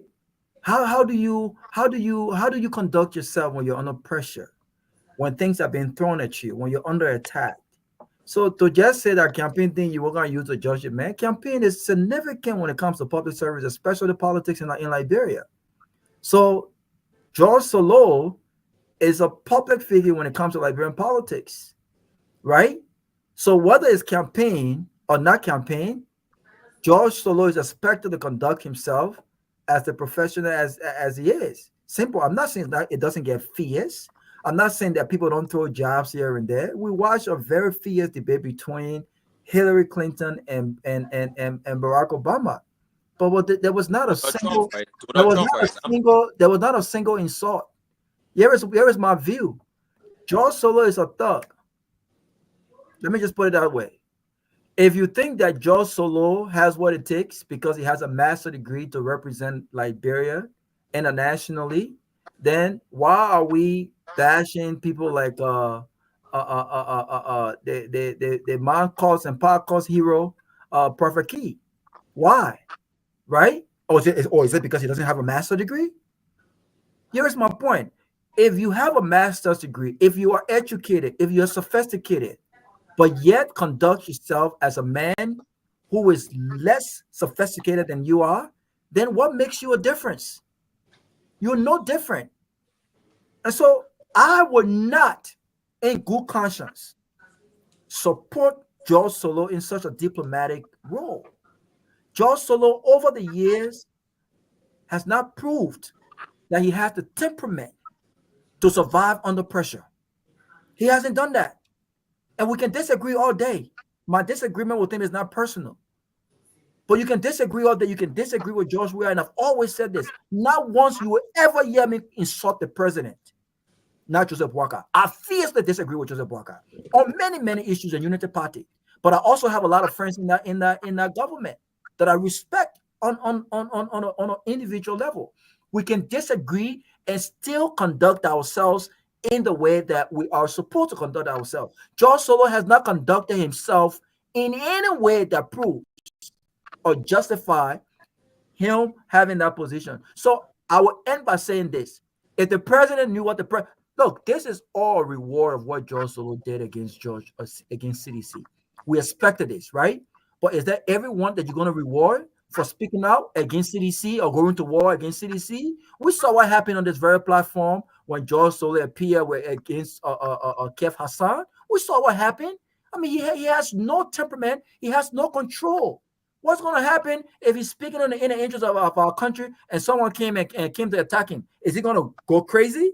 No, we need people. We need serious leaders. I will respect a man who has an associate degree, but a better temperament, knows how to conduct himself, knows how to disagree with people without being disagreeable, than a man who has a master's degree but does not have the temperament and does not know how to conduct himself in the Let me get my closing. Yep. Let me get my closing. Thank you. Go ahead, Togar. My point is this: if the president has nominated George Soros for ambassador, I think it's the prerogative of the Senate to carry out confirmation hearings. The Senate can grill the man. All those who have got concerns about him can raise those concerns with the Senate committee. The Senate cannot see the man as guilty even before he can be heard. This is wrong. Togar is on a strong population today. No. You see, I think about our country. No. You have the opportunity to my be man. Nobody has Let Togar land. My man, I used to work for his Georgia. public relation will be it will be. I used to work for Garguah. Nobody I had a critical issue with more than George Soros. George Soros, he said knows that. If George Soros hears me on this show tonight, he will even be surprised. I'm very serious about that.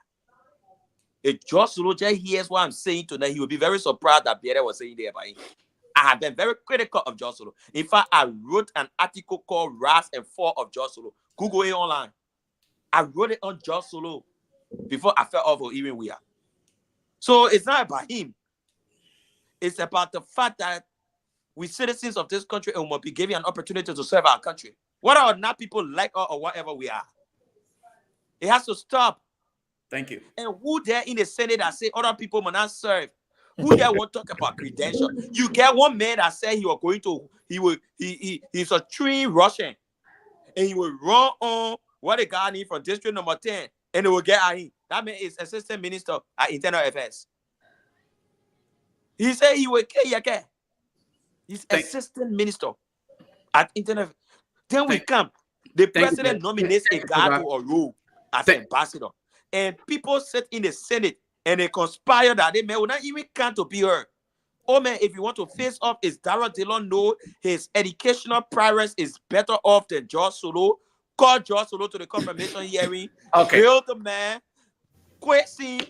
Bring Thank you, Togar. Let the man have a say. That's why thank you, Togar. Let's get other closing. Let's get other people closing. No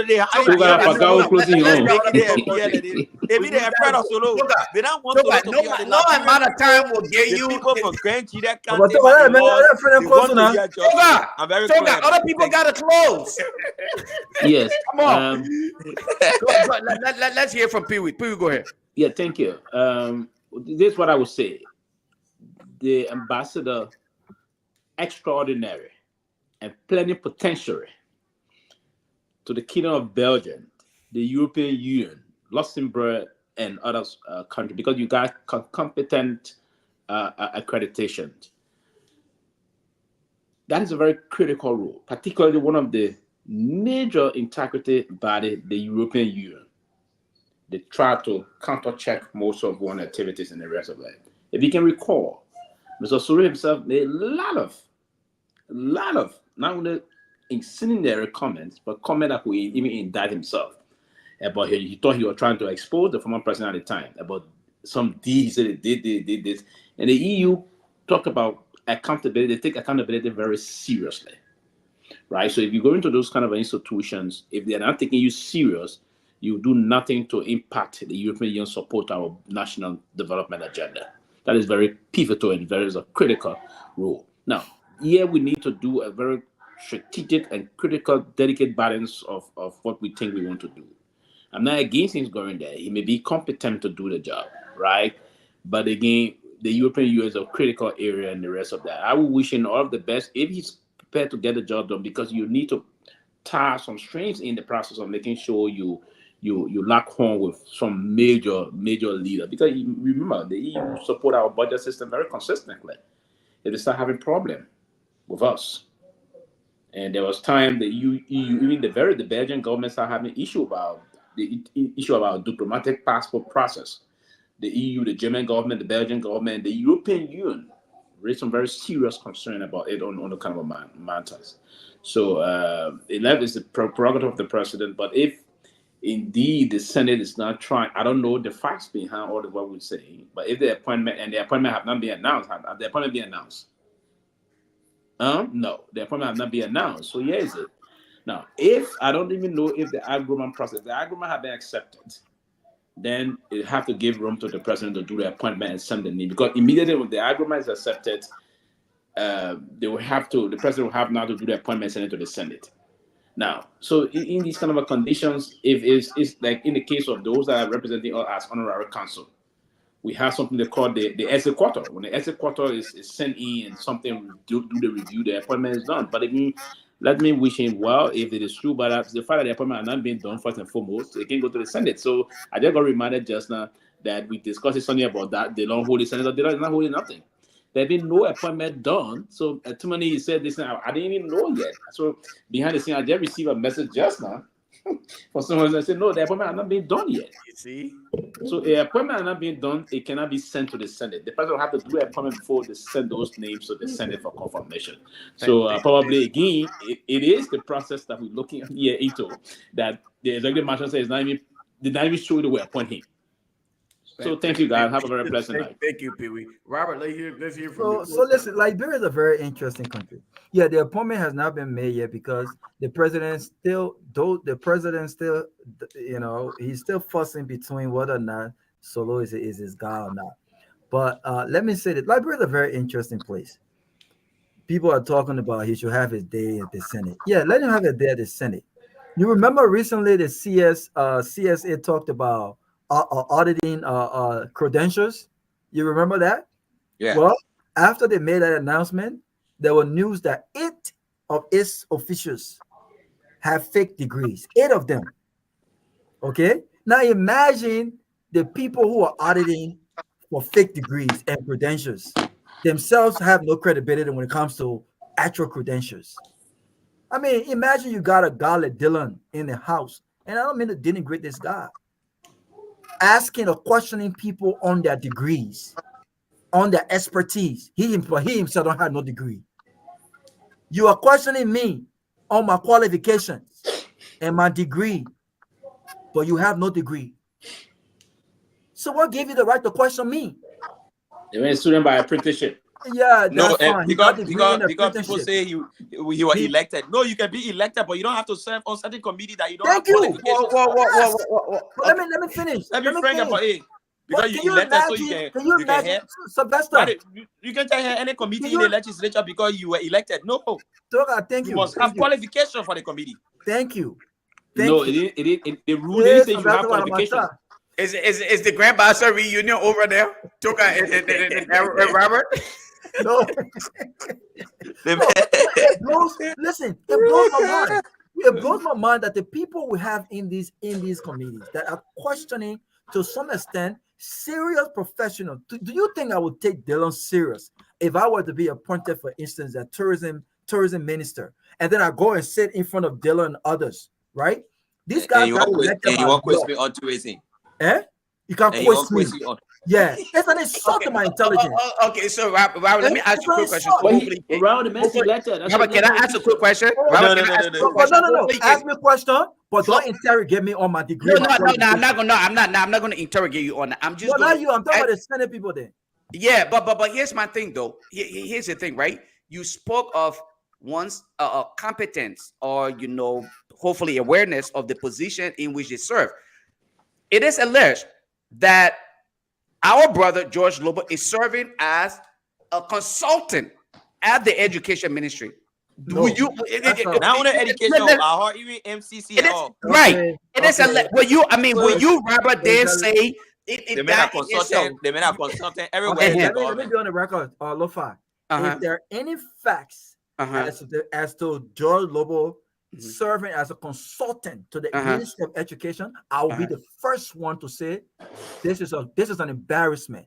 Okay. George Lobo, I don't even think George Lobo will accept such a thing, right? Okay. Because that's not his area. And I can tell you right now, that's a blatant lie.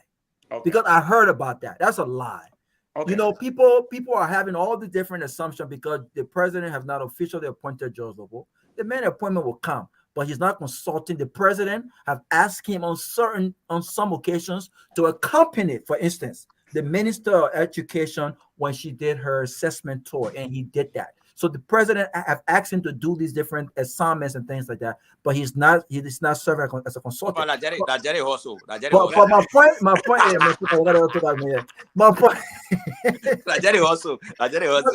is you got people who are serving as police for certain things, but they themselves don't have the requisite credentials to even have these conversations. So when you go to the Foreign Affairs, for instance, Foreign Affairs Committee, these are people who have experience in these areas. They understand the subject and verb, the subject matter. Not people who don't have the expertise. Now we can have these conversations. But it just speaks to our country and where we find ourselves. That people who are questioning serious professionals, they themselves don't have the credentials to even sit in that seat to have those conversations, and it's embarrassing. Fair. All right, Johnny, close us up. I'm not gonna close. I'll take my time. You guys just close up, and then we'll take the guys back home to take us home. Go ahead, Johnny. All right. So thank you. I mean, like I said, I don't have interest in discussing the individual personalities. I have interest in who my president we select or appoint to serve my country to a strategic region of the world. I mean, I guess by this time our government will have a strategic foreign policy with regards to the EU, to Europe, so that whoever he appoints there will be someone who understands that strategic foreign policy to immediately begin to make Liberia to gain its relationship improved in a way that our economy gets to get support from outside the world. Another point also I want to close up is that our legislature is not identified for only PhDs or master degree holder or bachelor degree holders. Our constitution says that the people should elect their deputy. So whoever becomes a senator or representative is a deputy of the people. Again, until we can improve our educational system where maybe 80-90% of people in the country are literate, fully literate. You understand? Then we'll begin to see that playing out into our government. In as much as we have a very poor literate society, we expect the structure of our government to have the mixture of our society. That's a clear fact, because our government is a representation of ourselves. So equally so, those who don't have a bachelor degree or BSc or master's or PhD, but serving as senator representative and also serving as head of committees, where they should try to find a way how do we perform their duty in a way that it doesn't undermine their existence or undermine their function. How are you do it, Johnny? If you don't have the requisite experience, what other way can you find?